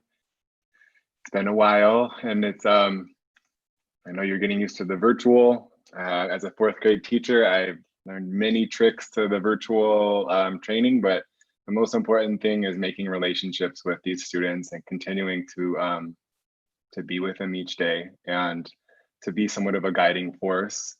And I think that this year, all of our work just feels tenfold with how important it is as we plant these seeds for what happens once COVID is done. And I just want to thank you all so much for your courage and your support and your big hearts on your resolution and your recognition and your support towards healing. We were all so distraught after George Floyd. We've been amongst so much divisiveness, and it's been really powerful to see the county office, to see our board come forth with some resolutions that have been in support of justice and have been supportive of what healing means and what a brighter future means, not just for a few groups of people, but for all groups of people. And it's been really spectacular to see Scott and see board members. Looking forward to coming to the meetings and hoping to get on the meetings, and it's just been really enlightening in working together as a community of people, having parents, having some secretaries and just some classified and certificated staff. It's very rare that we have a meeting where we're all together, and to have it about equity, I've been very thankful to be a part of the conversation, because when it comes down to it, you know, and being supportive of Black Lives Matter, I think, is in being in support of healing, because one of our homework assignments for the next meeting is to look at the timeline that was put out by National Equity Project of public education. And, you know, just you all are fully aware of why the equity work needs to be done. But as we think about somebody like Thomas Jefferson talking about a 2-track educational system for the laboring and the learned, and saying stuff like raking a few geniuses from the rubbish, Our public school mission statements don't stand for that. And we're now at a place in California in 2016 where you have Governor Brown passing a resolution for ethnic studies for high school. And I think about our elementary students. And I think about our job as elementary school teachers, as middle school teachers, working with these kids every day. We have a lot of diversity in SoCal, and we have a lot to be thankful for to have that. I want to also, before I forget, give a huge shout out to Margarita, who is from Mexico and just spent 30 years in our district plus, retiring now. We just finished, Mark Lewis just put together a beautiful YouTube video. It's about a half-hour long of testimonials and thank yous from students, from past staff. So we just want to congratulate Margarita, and we feel special at Santa Cruz Gardens to have Margarita. We feel special at Santa Cruz Gardens to have Michelle, who's from Cambodia, another custodian, and all of our students. But how do we bring in the formula for our inclusivity for our students? They already have it. They play together all the time at recess, and it's a beautiful thing at Santa Cruz Gardens. The question is where it starts to change. For me, it was middle school. I started to see cliques happen around middle school. I started to see these divisions happen around middle school and the idea of identity. I went through it myself as a person of color, and I wish for nothing more than for these students and these youth to have the opportunity to have stuff like ethnic studies, to have these amazing libraries, to have the ability to look at themselves not as other, but as a part of something. And I think that is the work, that is the statement that is on our marquees. We won't stand for racially disproportionate amounts of violence for communities. People in the task force feel very strongly for justice and equity, but I think more importantly, at the bottom level is our empathy. We want students to feel included. We want community members and parents to walk into the front office and feel included. We want them to see themselves in the library when they're picking a book out. So I just want to say thank you so much for your support, for your resources that have allowed us to do this with Nicole Anderson and the consultants that we really hope. I want to also say that I'm just proud to be in the district with this. I've talked to other friends in other places in other districts. They don't have this, they don't have the resolution, they don't have the task force, they don't have the work that's necessarily happening. And these are districts that have some more resources. So it's really putting a lot towards healing and a lot towards a brighter future for our community. And I would hope a strong example for other districts, because I believe that our work is already affecting, just other teachers hearing about it, like, oh, I'm going to advocate for that in my school, in my district. So I want to say thank you for your time. I look at this time as a time of healing and hope. And I think that when we have our makeup and our racial justice task force, it feels that way. There's a lot of just gratitude in our task force for your support and your recognition and your resolution. So thank you very much for allowing my comment. Thank you, Carlo. Actually, if you could share that YouTube video of Marguerite, that would be email us the link. That would be great to see as well. Sure, I'll ask Mark to send it. Thank you so much for being here, and definitely appreciate you pushing us to put it on all of our marquees and being so involved in the meetings. Thank you. Thank you. Appreciate it. And I like your snapshot photo too. When you did the video, you look like you're in celebration. It's a great photo. Thank you. I got to do the backpack the Lost Coast recently, so it's a good memory. I'm keeping that one to keep going forward a little bit now. Yeah. Thank you. That's great. Thank you so much for everything you do in the classroom and outside, and being part of the task force is just very special. Thank you. Thank you. Yeah, I just want to, thanks again, Carlo. And, my goodness, our staff are doing absolutely heroic work in normal circumstances. And now here we are in these unbelievable times where everyone is going so far and above just to do our absolute best with distance learning, and then putting your heart and time into these, into the meetings and into the work is really, truly appreciated. And I think we all know how important the focus on social emotional learning and how will our students be when they are all back in the classrooms? What, right? Or I mean, we're back to the the bottom of that Maslow's hierarchy of needs and all of that. And just I'm so appreciative of the work that the district is doing in this area and the commitment to the work, and thinking how, you know, it can impact for generations certainly is the goal, but also thinking very realistically about what are our students and our families needs right now, and as we start re-entering into in-person learning. So might not have been as eloquent as I wanted to be. I'm just truly moved by the work that we're doing, and I know we're all committed to it. So thank you.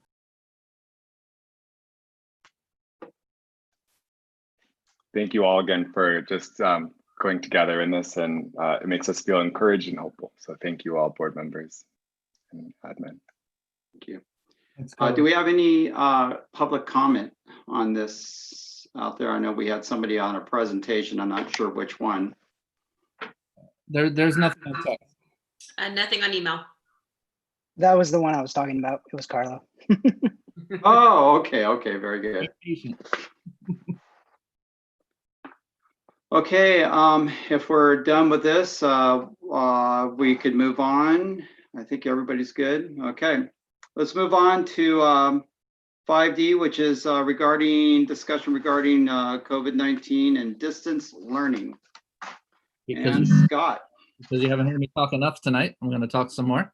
And on a completely different subject, although I hope you hear some very obvious equity baked into this, you know, completely different subject. So as I'm sure everybody's aware, or either watched or heard, or at least heard of the governor's press conference earlier this week, in which he generally tightened up restrictions related to slowing the spread of the coronavirus, and accelerated the speed in which counties were moved into different colored tiers on the blueprint for a safer economy.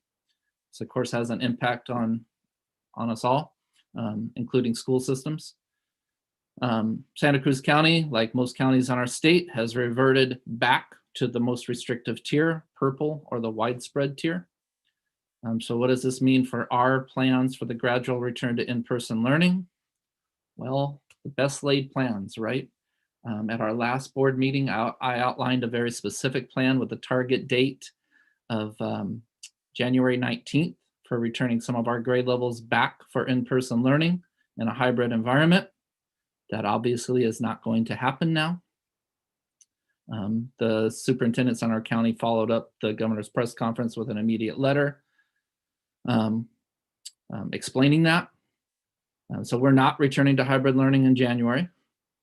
Being in the purple tier now, knowing that we have winter, cold and flu season, holidays, gatherings, hopefully not, but gatherings, hopefully not large gatherings. All of that stuff coming up. It's one thing to be hopeful, but it's right now it's more important to be realistic. And so we'll come back to January and distance learning, but we're staying the course on two very important parts of our gradual return to in-person learning plan. So first, small cohorts. Second, hybrid planning. And I emphasize the word planning. So let's start with cohorts. It was mentioned earlier tonight in Kristen's wonderful presentation, and we really have taken an equity approach with you can look at it as like we're a restaurant with very limited seating, and the limited seating is for in-person learning, and those seats go to the students who need it the most. And so we just got Mr. Barrett's SDC students with their first day of in-person learning at New Brighton today. Tomorrow, our Main Street students in SDC, whose families wanted in-person learning and feel comfortable with it, are coming back. We're working on SDC preschool, which of course has its own challenges, but we've had meetings and are working through that process and expect early December for those SDC preschool students. Of course, we already had a wave of students who maybe don't fit into this most vulnerable group, and that's the children of staff but the small cohort task force intentionally chose that group so that it was the double win of being able to support our staff as well as their children who attend our elementary schools. Kristen mentioned earlier that besides that children and staff cohort, she has basically 3 other, what we're calling MTSS, multi-tiered systems of support groups, all vetted by teacher input, triangulating that data against their cost data, as well as our attendance and engagement data. So as she so eloquently explained, we'd all like to go farther down the list. We're taking a triage approach and supporting students who either have language barriers, learning disability barriers, technical barriers, barriers in general with distance learning and the format of that, perhaps home situations that aren't conducive to focused distance learning, and getting those students in our limited seating at our schools. And I think we should all be very proud of that. We'd like to be serving more, but we're serving the ones we can. Just a lot of credit goes to our classified staff members who have stepped into those positions, because remember, our teachers are continuing their distance learning, their distance teaching. Students in these small cohorts on site are still receiving, they got their Chromebook, they're still receiving that same in-person or that same distance learning, but they have classified staff members that are giving them a safe, comfortable space to learn, structured place to learn. So we are staying the course on small cohorts. We're allowed to do that in purple tier for sure. So there's no differentiation between the tiers on the small cohorts. We're being very careful with our numbers. As I mentioned earlier, our nurse is involved in all of the meetings where we're putting these together to make sure that we're following all health protocols, including PPE and social distancing and all of those factors to keep children and staff safe. So we are staying the course on that and serving our most vulnerable students. The other thing we have the opportunity now to stay the course on is hybrid planning. So if you remember back in the summer, we were in the same point, but then we had to pivot so quickly because it was time to reopen distance learning. And we kind of lost some of the traction we had on hybrid planning. And we're not going to lose the traction this time. We have lots of survey data from parents, so that we know parents who may still, even when we get to the orange tier, which is when we'd want to go back to hybrid, we know parents even in the orange tier who may not feel safe sending their students back to school. So we have that data. We do have a number of families who haven't responded, even though we're up around 500 responses. But now we can cross-reference all of our rosters at schools with families who have responded and those who have not, and reach out. And that's going to be one of our next steps, is reaching out to those families who haven't responded, so we can start to build some of the real nuts and bolts of a hybrid model, including who's in which cohort, the Tuesday, Thursday cohorts and the Wednesday, Friday cohorts, and really get that down specifically. And kind of looking at it as we want to get this package nice and wrapped up, a plan that's ready to go, have it ready to go. And then when we get to orange, as quickly as we can, unwrap that package, that hybrid plan, unwrap it, and then move right into it. And so we're going to keep moving forward, even though the January focus of January 19th is off the table. We're going to keep moving forward planning wise in the same manner that we would have, even if that hadn't been, that target date had still been there. So, and I just want to let you know how we're going about, doing the planning. We're looking at it from lots of input, and it's just a continuous cycle, starting with surveys of teachers, staff, parents, and students, as I've mentioned, virtual town halls, and we do plan to get another one of those scheduled soon. Continuous communication with the other districts at all levels, superintendents, assistant superintendents, all job-alike groups, talking with each other, getting best practices in place across the county. And then getting input from all levels in the organization, including staff meetings, site-based reopening teams, the district leadership team, and subcommittees that have been formed in that group, specifically to look at different schedules and such. MOUs with labor, as has been mentioned earlier tonight. Administrative council putting this all together in a package that can be communicated in various channels, and then bringing that to the board routinely so that our plans are clear.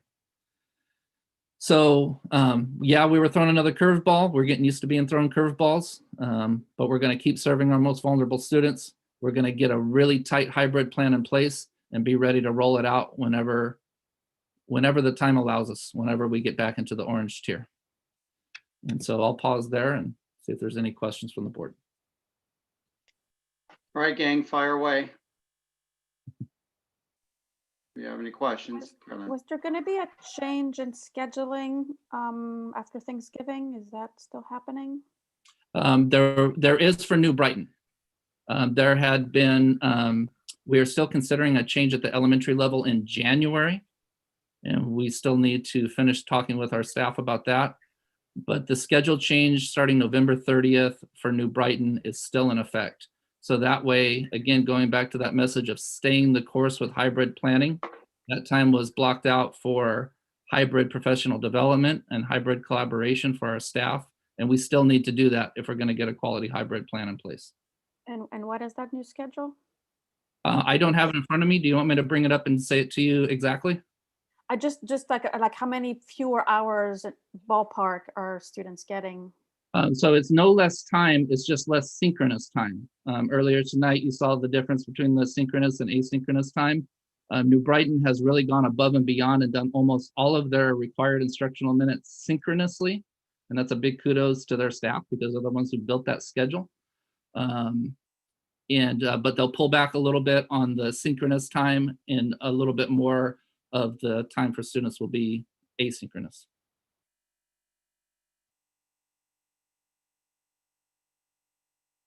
I'm just trying to read you. Do you want me to say the exact time? I'm not. No, I don't need the exact time. No. I just know that it is, the more asynchronous time there is, the more challenging it is for the students. So obviously it's a balance of giving time to be able to talk about the plans, but then the students will struggle more. I mean, I think that's, we all understand that.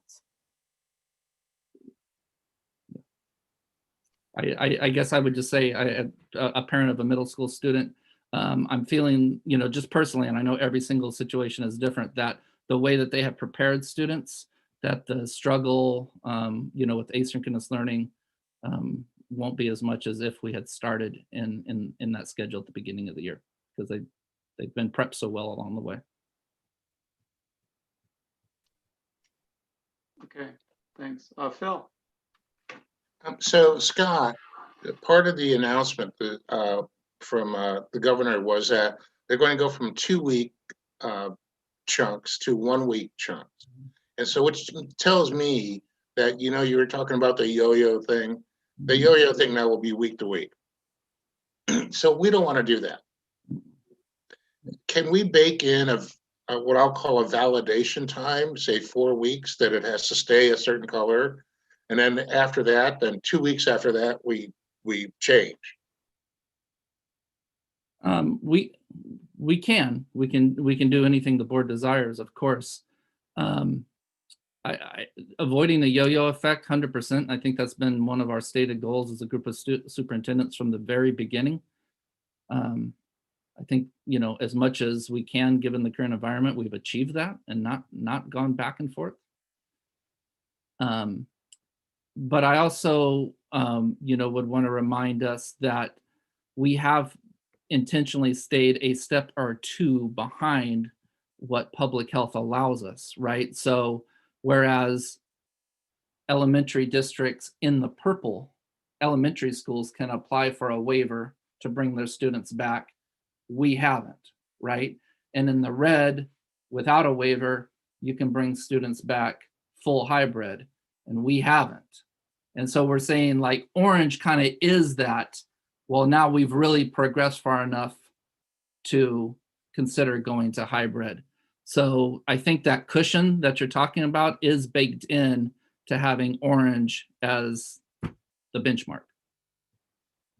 But I would say orange for 4 weeks. I would Because you don't disagree have with kids that. in school, Phil. Sorry. I would disagree with that. I think there's more and more data showing that it's really detrimental for the kids. So we're by pushing it, I think that's a mistake. So even orange, I feel like should be, if that's what we're saying, then it should definitely be orange, and that may already be a little bit later than it should be for our students. That's my opinion. So once it hits orange, back to class. Implement hybrid. I mean hybrid. That's it. You remember that So word. so that would be 1 week after we turn orange, we go to hybrid. So the thinking is, we're not going to go from, purple to orange overnight, right? And so it'll be a monitoring of, seeing decreasing case rates over several weeks, leading to orange. Not an overnight, hey, it's widespread today and it's moderate tomorrow. If we get to orange, there will have been a steady decline is the thinking. Yeah, Phil. And can we have, not now, but can we have a discussion about what summer school could look like and about whether we'd be possibly going back to 100% in the fall? Yeah, I think everything is a part of this gradual return to in-person learning, right? It's a continuum. So pretty much has all the districts in the county have canceled the plans of hybrid learning January 19th. Do you know? Yes. There's an article in the paper today about the district and talking about going to hybrid in January. And I assume that's been canceled. Yeah. Language is a funny thing, right? To say it's canceled. It's somewhat nuanced, right? Because I don't think anybody wants to appear over anxious to not move towards more in-person learning, right? So if the data were suddenly to, move in a better direction over the course of the holidays and winter and cold and flu season, then of course we'd want to get our hybrid plans back up and running for January. But realistically speaking, I'm saying, right, that given the fact that we're in the purple tier now and all these things are coming up, for the clarity of everybody in the organization, it's not going to happen in January. Okay. And I had a question, but Phil just raised his hand. Well, you unmuted first. Go ahead. Okay, then. Thank you.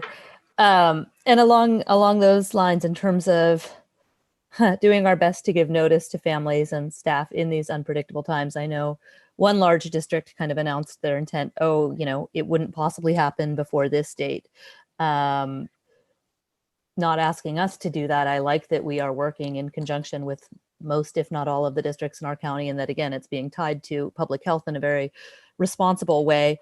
But will it be clearly communicated so folks can do their best as far as their work and their childcare plans?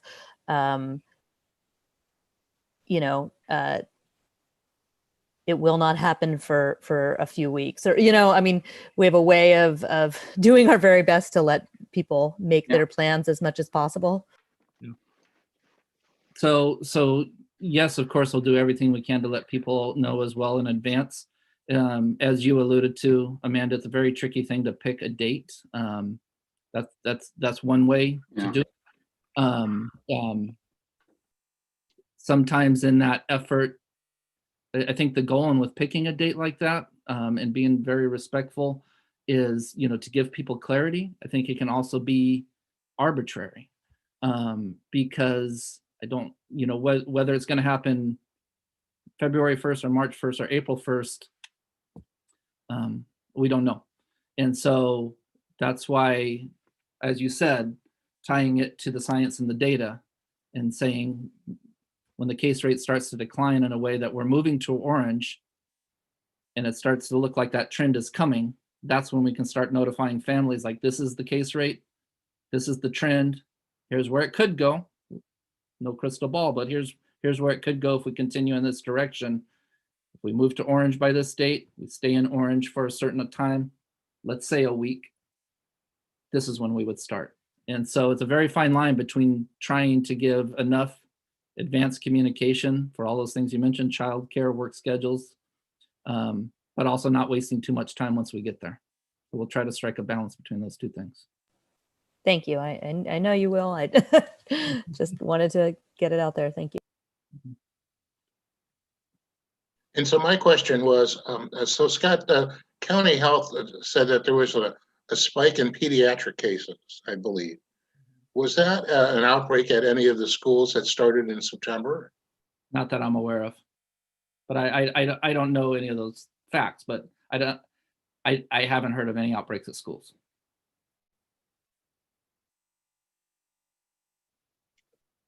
Okay. With that, I think got what we needed. Do we have any questions or comments from the public? I don't have anything. Nothing on No. YouTube. Nothing on Zoom. All right. Thank you. All right. Well, I'm sure you'll keep us in the loop with all this. We're going to move on to discussion virtual or in-person board meetings, 5E, which is Scott. I mean, I'm sure we're not going to be popping in the boardroom here soon, but I still kept us on the agenda just in case. Who knows? Things could change for us. What if Newsom says, hey, the Brown Act is back in, schools are out? I doubt that will happen, but it'd be good to prepare. You threw another color in there with the Brown Act into all the tiers. I do think it's good timing because we were right there, right? We were right there where we were starting to think about, hey, like if we stay in orange and we're bringing students back and more people are coming back to school, would it be kind of staying on course with that from our level to return to some form of an in-person board meeting, but with lots of precautions in place? We could have it. We at that time we were thinking maybe we could have it in the pack, very well spread out. Could still have folks on Zoom or something, but at least have some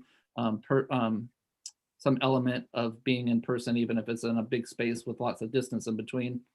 Not too much different than what would be asking students to do in a classroom. So of course now it's less time sensitive with the recent move into purple. But while it's fresh on our mind, as Ted said, I think still a good time to think through. Let's say we move into the to the orange tier. We kind of have the system now. I'll say, without bragging, that, and if anybody should brag, it's George, because he's gotten us here. Technically, that we have a pretty good system. With the meeting being on Zoom and the live stream being on YouTube. Could even look at that as a silver lining that before there wasn't a live stream of our board meetings before COVID, and now there is. And so always looking for those silver linings. So the question really is, given all that, given that we've gotten used to this new way of meeting, and there's pros and cons, but there's nothing like meeting in person. At what point would the board want to consider moving back to in-person meetings?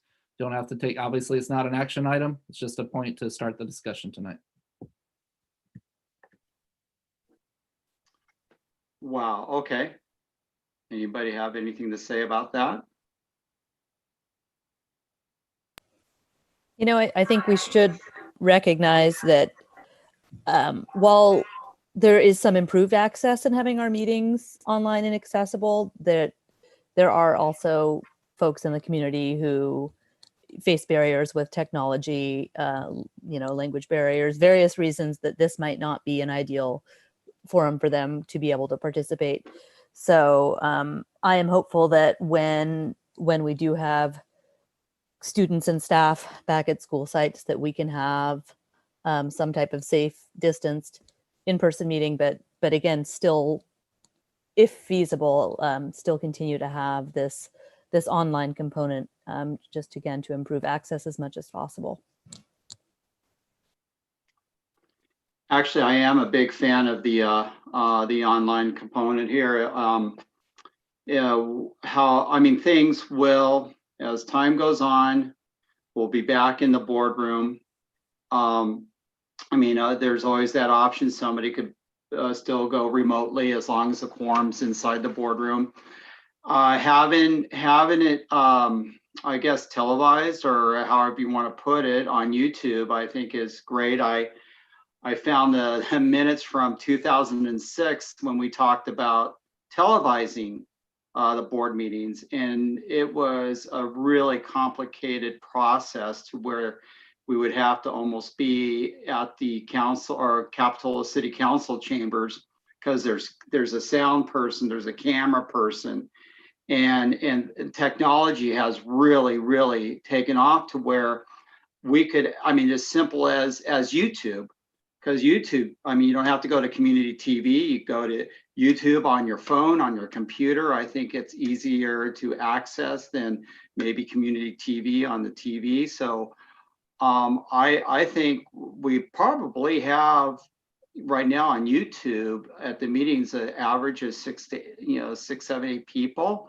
maybe per meeting. So there is an interest out there, and to have people at least listen, they could participate, but listen to the different topics. I think it would be great if we, I mean, I love this meeting owl. That having a meeting owl in the boardroom would be really would be great. And with that, anybody else have anything to say? I got more to say about it, but Phil. So thanks for putting it on the agenda. So I think there's a couple of ways we can go. We can either decide that what does each color tier allow us to do, or probably easier, so let's just shadow the return to learn thing. And when we go hybrid in the classroom, then we go hybrid in our boardroom. Yeah, I was thinking about on that line, going along with the classes. However, there might be different standards set too before there's even hybrid learning. I mean, for some reason, we may want to have to have a quorum inside of a room spread apart without the public, but still being televised. Who knows? Who knows what's gonna be mandated or our standards are. But as far as the students going back to hybrid or whenever they do, I mean, is it prudent for us to be in a boardroom or being in a large room as the MU room, where we would have the meeting and everybody would be spread out? So it becomes a risk benefit calculation. So what is the benefit to being in a room together? And does that outweigh the risk that we would take? One thought I just had about going back in person, but then probably most people would still want to view it from the comfort of their own home. But if we're all masked, then the experience for the people viewing it on a computer is going to be much more challenging. Right. So even if we're comfortable, it's possible that the experience for most people who would want to participate, and I mean, I appreciate you mentioning that there's some people who would want to participate in person, but it seems like we've had more people participate via Zoom than we used to have when we had in-person meetings. So if the experience for the larger group of people that would want to participate is more difficult because we're all wearing masks and it's just harder to read people's facial expressions, Right. It's something to consider. I'm not saying we should or shouldn't do something, but it's just something to keep in mind. Well, participating is also listening and watching on YouTube. And it's not necessarily, speaking to an item, and which is great. I'm glad we have the public out there listening to our conversations. Phil, did you have something? Yeah. Yeah, I think just like the way we deliver our educational plan, there's going to be a lot of families that decide they want to just stick with distance. And so when we meet again in person 100%, we're still going to have to do the virtual stuff because There's, we've done it now. People are used to it, and why stop? Yeah, that's true. I think we're all getting used to having a meeting from the comfort of our home, or maybe somebody will need an office or somewhere to get away from the home. Who knows? I mean, this is just kind of I think a kind of a vague discussion. I mean, nothing's really in stone yet about what we're going to do. It's just all up in the air. But it's, good to prepare. Who knows what's going to happen too. Yeah, it's been very helpful discussion to me. It helps inform, how we want to move forward. Generally speaking, of course, we'll work through some of the specifics the closer we get. But, the messaging is very clear that we want to try to meet community needs as much as possible, be that in the online format or in the in-person format when we're afforded that opportunity. But we want to kind of mirror somewhat how we move along in the gradual return to in-person learning, somewhat being in sync with that in relation to our board meetings, but making sure that just like we are with that gradual return to in-person learning, that we have as many safety protocols in place. And that could mean plexiglass, so that while you talk, you can remove your mask, and being further than 6 feet apart with a piece of plexiglass, something to that effect. All of those details we can get to, but this has been a very helpful discussion for me to understand the general direction the board like to take, mirroring how we gradually return our students. Right. Okay. Anybody have anything else regarding this topic? If not, then anything from members of the public? Nothing on text. Nothing on email.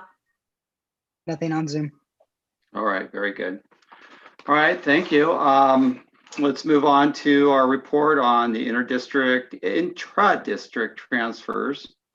Scott. So this is definitely an item that I wasn't looking forward to presenting on because the data is not good. And I'm just going to call that out right away. I usually don't do this, but I'm going to read part of the memo just because I tried to capture a lot of thoughts in that regarding our inter and intra-district transfers this year.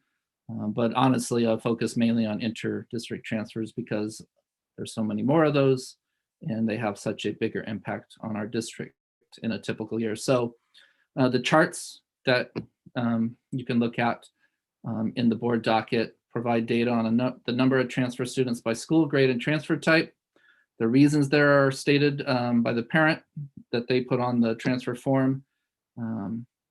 This year, there have been more approved inter-district transfers out of the district than into the district. This is worrisome, to say the least. Of the 224 inter-district transfers out of the district, 77 families indicated childcare as one reason, while 36 families indicated the specialized or unique educational programs as a reason for leaving. And even though it's not working in the data, the data reflects that it's not working yet, our district is working to address each of these areas. And so we had a child care task force. We did get an additional child care option in our community through the out of school time with the city of Capitola. We're working on the two main specialized unique educational programs that we lose students to are alternative ed, home-based kind of learning programs, and dual immersion. And so we know that we've addressed the alternative ed home-based model with Opal Cliffs, thankfully, and we're working on dual immersion. And trying to put some kind of summarized meaning on the data, the number of inter-district transfers out of the district was within typical range. So between 2015-16 and 19-20, looking at an average number of transfers out, that number was 217. And this year it's been 224, so within the range. A glaring difference is in the number of inter-district transfers we received into the district this year. So as an average between 15-16 and 19-20, the average number of inter-district transfers into the district was 236, whereas this year that number is all the way down to 179. While it's rational to believe that the COVID-19 pandemic played some role in the numbers, we're still taking this very seriously as we plan for future years. Looking at the financial impact, this year there's none. Like all districts in our state, our district's current funding is based on 2019-20 enrollment. So we are held harmless, fiscally speaking. But this safeguard, it's not negating the importance of seeking to rectify the issue in future years. So, but for information's sake, in a typical year, the sum total of one transfer into the district versus out means a net gain of approximately $8,500. Just a little bit of additional information. The main district that we lose students to in intra-district transfers is Live Oak. And right now that number is at 101 students across the grade levels. The next one is City Schools at 47, and then Mountain School District at 28, and then there's a smattering. Some of the smattering is for folks who live in the area but maybe teach in another school district. And obviously that's not something programmatically that we could or would address. For Live Oak, it's definitely childcare. It's definitely dual immersion. Starting this year was the first year they got their dual immersion program up and running. But childcare is the big one with Live Oak. And Linda can tell you that we regularly meet with families who mark childcare. Many of them are from Live Oak, and we sit down with them, literally bring up Google Map up on the television and sit down and kind of mark where they live, where they say their childcare provider is, because often it's that my friend, aunt, uncle, somebody who helps watch my child.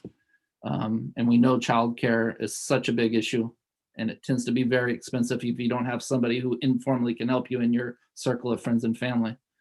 And we'll try to map out how much it really is closer, to go to one of the Live Oak schools versus ours. We try to do that very respectfully and very collaboratively, but very much trying to find times where maybe there's just an assumption that it's a lot closer to go from the place where their daycare provider is to one of the schools in Live Oak. And pre-COVID, we were having some more success with those meetings, and not being able to do meetings in person and have that personal touch, I think played a role in not being as successful with that, unfortunately. And they're very delicate issues to have when you're talking about somebody's own child, own family, own child care provider. But we will continue to have those and continue to try to find ways to have those families feel comfortable but still attend school in our district. And then, of course, with city schools having had a dual immersion program up and running at, if I remember, De La Viega, for some time, that is a well-established program that draws families. And when they mark that, and if they're truly, accepted into the program, we can't mark no when it's an educational option we don't provide, but we're going to fix that. So those are the numbers. Definitely a bad year. Can't color it any other way. But I hope you can rest assured that we're doing everything we can do to address the main issues. And I'll turn it back over to you, Ted. Yeah, thank you. And I know you're doing whatever you can too. So anything from the board? Any questions, comments from the board? You mentioned that about 28 students go to Mountain School. What is the special education opportunity that school offers that we don't? Small class size.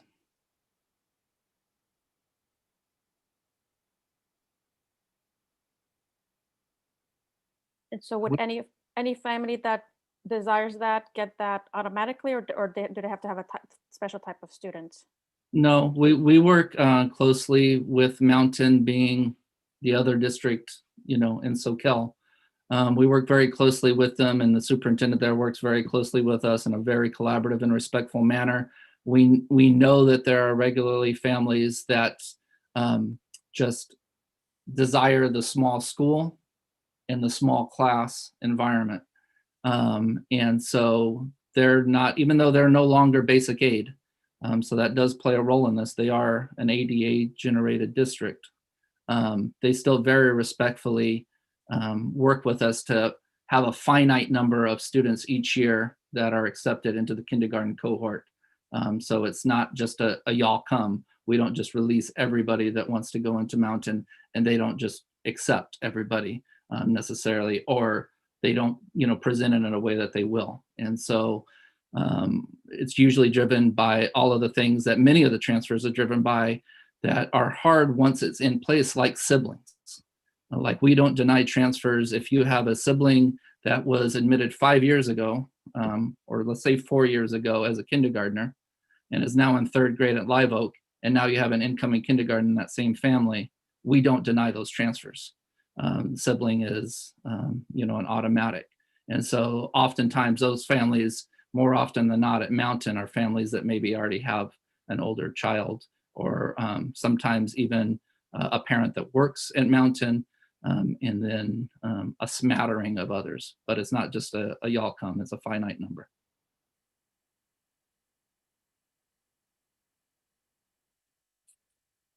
I just think that if there's students, I think most families would want a small class size. So unless the student has special needs that require a small class size, I feel like they can go to Santa Cruz Gardens, small school, maybe not small class sizes, but certainly small school, if that's the type of environment that they want. If the board wishes to give me a directive to take a firmer stance on transfers to Mountain, I will. I do worry about the collaborative nature of our community, though. We try to strike a fine middle ground balance. That's in other words that Mountain School comes to New Brighton, correct? More often than not, yes. So you're saying that Mountain School needs those students, or? So Mountain previously was basic aid. They're no longer basic aid. And so. So they still get money from our students for, I understand. I think it really needs to reflect the student, because I think every family would want smaller class sizes. So I just don't think that can be something that is a reason for transfer to a different school. I'd like to think that the superintendent and I do, kind of go through. They have a waiting list, and we do go through and try to make it a, between two educators, a well vetted process. But we don't take like a black and white approach. I think that may have been done in a previous era, where it was just tried to say, no, we're not going to let students make that, any students make that. I don't think it was very healthy for the collaborative nature of the two districts. Can I ask a question? Do Mountain or Live Oak districts have a home-based learning program beyond what we're all doing now in terms of distance learning, but a program for elementary age kids, like we've committed to with Opal Cliffs? In other words, if not, is that something that their districts would be able to offer the families in those districts, if those families want to transfer into our district for a home-based learning program? Is that something that can be discussed? Which districts did you say? Mountain and Live Oak. I think City Schools is going to have an option for elementary and middle. Yeah, Mountain, I don't think so, because of the small nature. Of course, it's very hard to say for sure. I hate to comment on other districts and their plans, but Mountain being a small district, probably that kind of program would be challenging. Live Oak has a well-established home-based learning program at Ocean Alternative that is part of the draw of the students to their district. That's right. I'd forgotten about that. And then I had another question in terms of the decreased number of transfers into the district, which you said, we don't want to rest on the presumption that that's COVID related, not to put words into your mouth, but it seems like from the board perspective, when we hear about transfers out of the district, that happens very early in the spring. So these were things that we had heard about and had considered prior to the COVID shutdown. As far as transfers into the district, is that something that happens more traditionally later in the spring, summer, fall even? Like, I'm just wondering again, if it was a timing thing where we were already all in distance learning and people decided to just stay where they were, or no? I understand the question. We've tried to get more in sync with all the other districts. We always were on the later curve on all enrollment related processes. We're now more in sync, having moved those up. So we started in February with a lot of that. And so I think there may have been some of it, but I don't think that was a major reason why. Okay, thank you.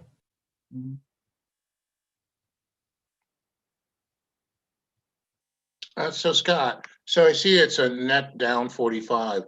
Have we lost students who families just moved away? Yes. And would you know roughly how many that would be?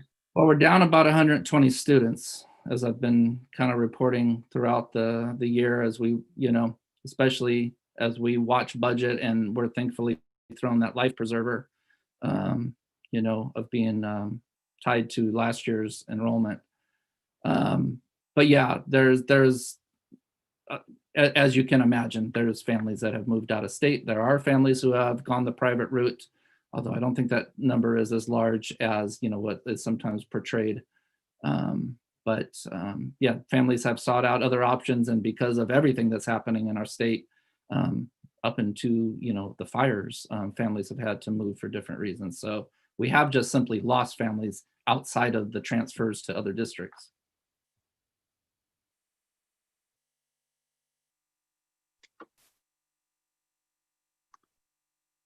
Okay, anything else on this? If not, anything from the public? Nothing. And nothing on email. No one on Zoom. All right, thank you. If there's nothing else,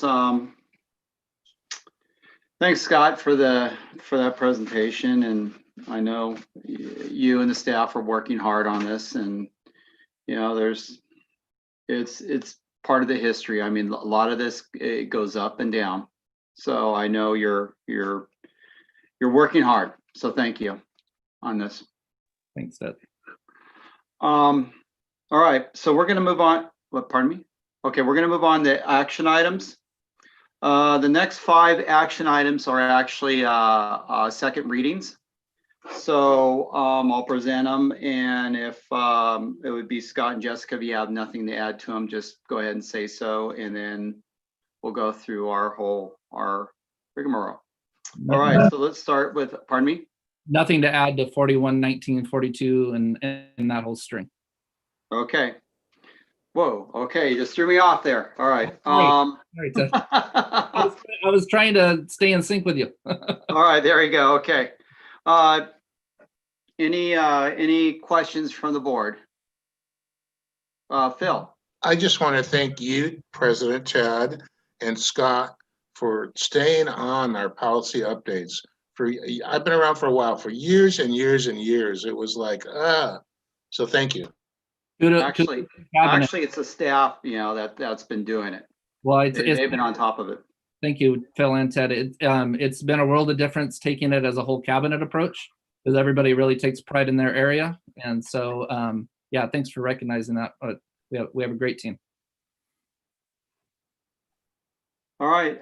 Any public comments or regarding this?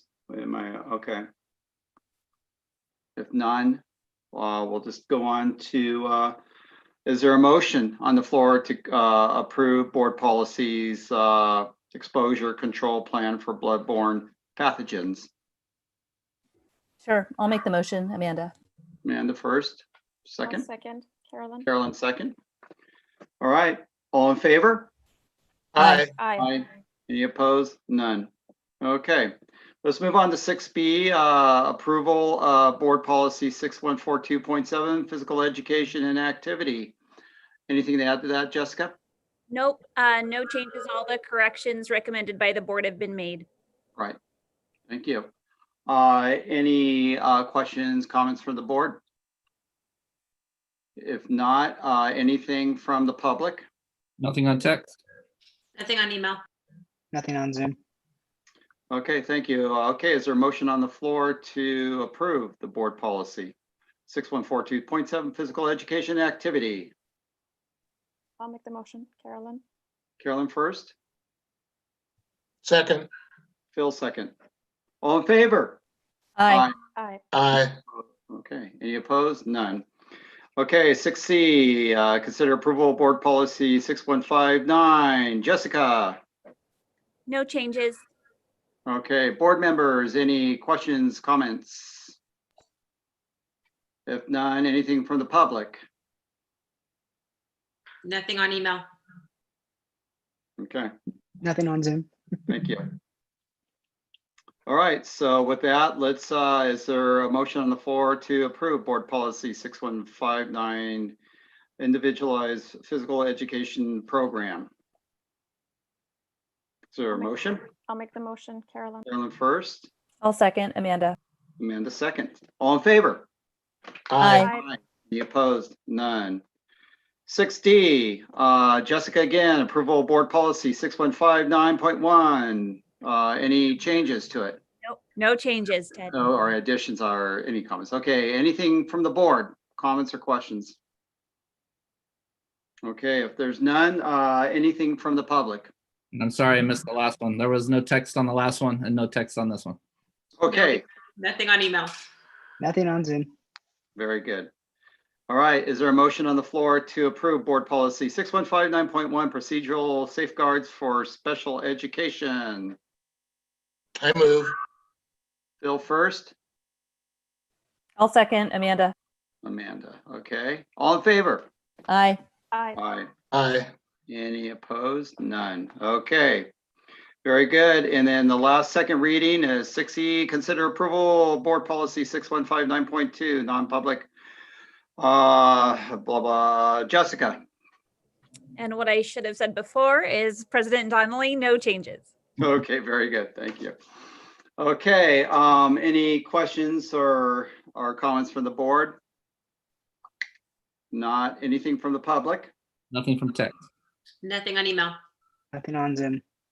Very good, thank you. Okay, is there a motion on the floor to approve board policy 6159.2, non-public, non-sectarian school agency services for special education? I had to slow down on that one. Is there a motion on the floor? Yes, Jen, I'll make the Jen motion. first, I'll Second. second, Carolyn. Carolyn second. Okay, all in favor? Aye. Aye. Any opposed? None. Okay, that's it with the second readings. We're going to move on to 6F, which is a consider approval regarding single plans for student achievement. And Jessica. Thank you, President Donnelly and board. I would first like to start off by thanking each of our sites for spending so much time deliberating over these plans. So tonight, I would like to have the board consider approval of the site spaces with the exception of a change to page 90 of your docket, page 28 of the Santa Cruz Gardens plan, where it is noted that subgroups related to absenteeism have decreased. There's actually been an increase. So with that note, I would like to ask the board for their approval. Thank you. Any comments or questions from the board? Just want to express my gratitude to all of your site leaders and to you, Jessica, for putting forth such extensive plans. I know it's a lot of work that went into these and during a very challenging time. So thank you. Thank you. I will relay that message. It was an awful lot of very, very deep work. So we really appreciate that. Yeah, I'll mirror that. Thank you, too. Okay, it's if there's nothing else. Okay, I thought Phil was motioning there. Okay. Any comments or questions or from the public? Nothing on text. Nothing on email. Nothing on Zoom. All right, thank you. Okay, is there a motion on the floor to approve for the approval regarding single plans for student achievement? Yeah, I'll make the motion. This is Amanda. Amanda first, I'll second, Carolyn. Carolyn second. Okay. Okay, all in favor? Aye. Aye. Aye. Any opposed? None. Great. All righty. The next one is for Michelle. So we're going to consider adopting a resolution for a tax and revenue anticipation note. Yes, good evening, everyone. And who doesn't love the last item on the docket to be a 45-page resolution for your approval this evening? So thank you, board. I've been letting the board know for quite some time now about the possibility of us having to go for a trans. Just in just a quick 2-minute summarization, because on December 9th, when I give you our update on first interim and the LBOP, I'll be more extensive into our state budget and how that has greater impact on the district. But just because in the last couple of days, there's been some really good news from the state, and that kind of ties into the TRAN, I'll just give a quick update for the board.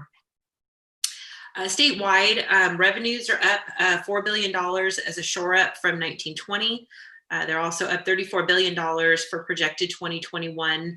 These are up from the projected decreases in the initial adopted budget. So as with a grain of salt, they were significantly less than what they would have been, but now they're up significantly more than what we thought they'd be down. So if that makes sense. How that impacts Prop 98 and education in general is 1.6 billion for 1920 and 13.1 billion for 2021 that will possibly be coming into the educational world, bringing up our Prop 98 minimum.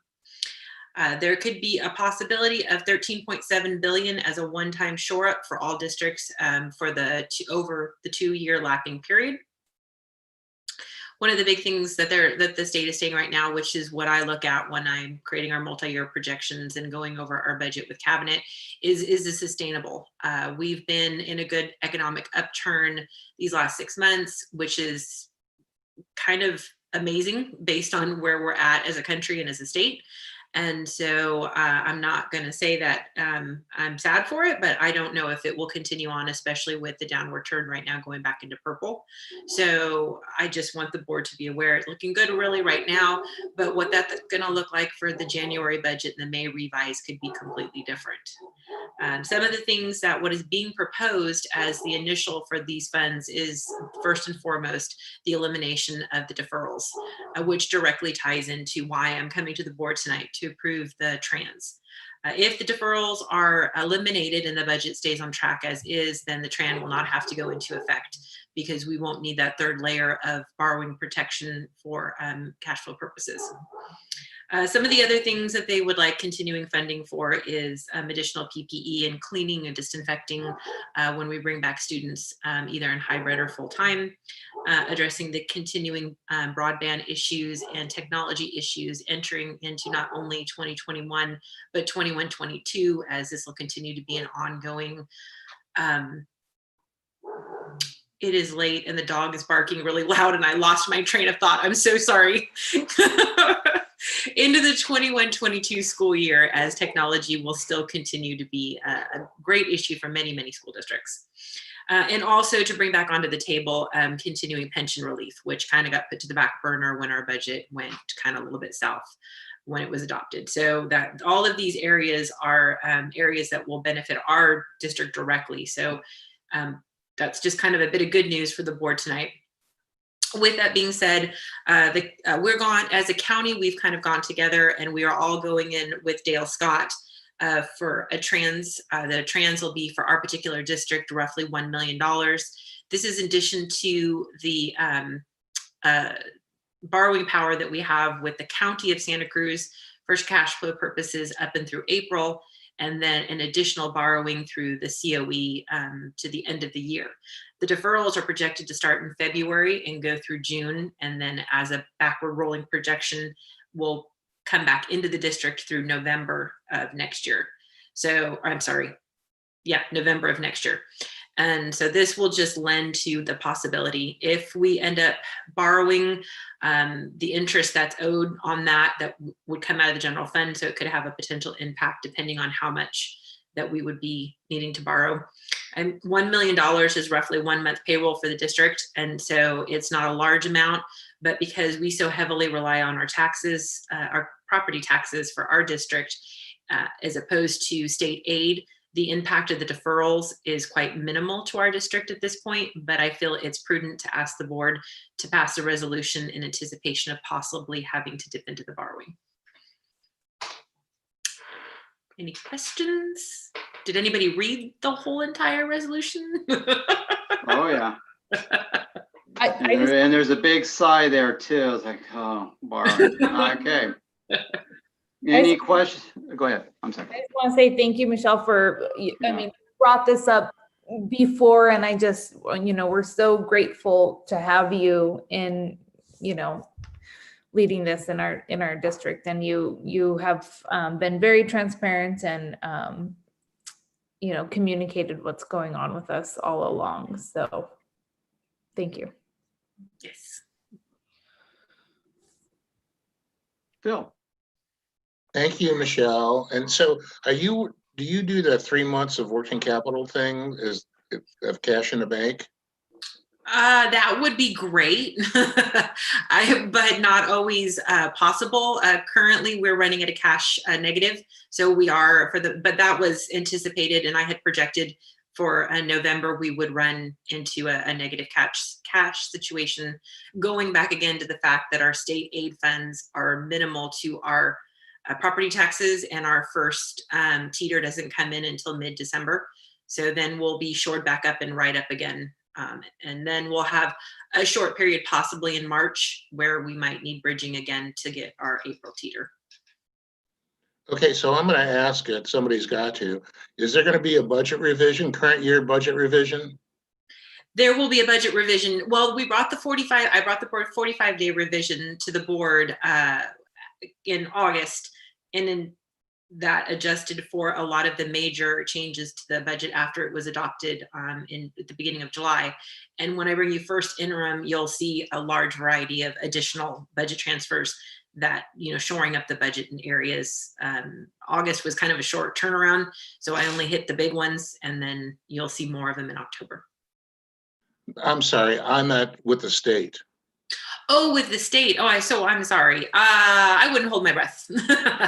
I mean, they are anticipating doing some one-time allocations, but from everything I've read, those one-time payouts possibly are not going to come to us until 21-22. I think they're in the same boat.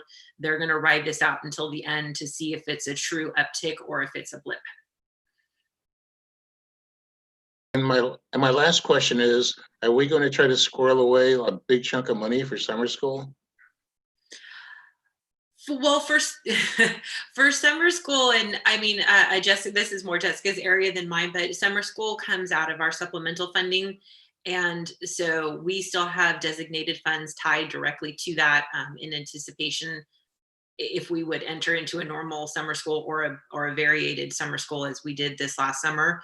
I would like to add to that through the protection that we keep talking about with LCFF and being held harmless for our ADA and our enrollment, the one component of that the state did not address was our supplemental funding. And because of that, which is tied directly to our free and reduced applications, and those are not coming in as they should be, because all students are eating for free, which is fantastic and wonderful, but it doesn't have much of a motivation to have our families fill out applications.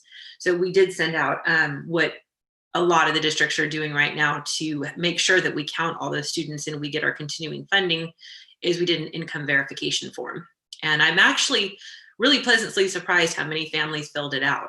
And our front office staff work really hard with our families to really get them to understand this we are not tracking your information. We are not looking for information. This is strictly tied to, making sure we sustain our funding. I think having that, having the Illuminate rule roll out the way, that we've had going now for at least a few years, I found that as a parent extremely helpful, the way we get the forms and we get the reminders about the forms, and it does make it very user friendly. And in this time when we're not going into school offices and getting papers and backpacks, it's a helpful way to get that information. But I'm also very glad to hear that people, for the most part, filled it out, because it can be a jarring kind of a question to ask to provide that verification. But as we know, it's incredibly important. Thank you, Michelle, for bringing this forward. And I hope it's not something that we have to do, but it's always, of course, prudent to plan. It really makes me think about how our sister districts with such terrible impacts from the fires will be, the impacts they'll be facing as teeters come in. I'm sure there are programs and plans in place for disaster relief for them, but again, just the realities of what we're all facing across the state, and then particularly again our local districts who had so many folks lose their homes and no longer have ability to pay property taxes. It's a lot for our schools and for our community. So a little off topic, but thank you. I appreciate you, and I appreciate this. Thank you. It's actually interesting that you mentioned that, Amanda, because we've had a lot of discussions in the big regarding how hard hit, SLV in particular is going to be by this. And through the process of working with their CBO, learning how not only does that hit them, but also it hits the entire county, because those taxes are spread amongst other municipalities and districts in other ways. So in a small way, every district in the county is going to be affected by their loss of property taxes. So that was kind of interesting, because I didn't really put that together. It's not, so that was an interesting process. I'd be interested in learning more about that at some point, later in the future, as time allows, on the agendas. But thinking again horribly about climate change and the prevalence of natural disasters, maybe just getting an opportunity for us all to learn a little bit about more about that as time allows. I would appreciate that. Of course.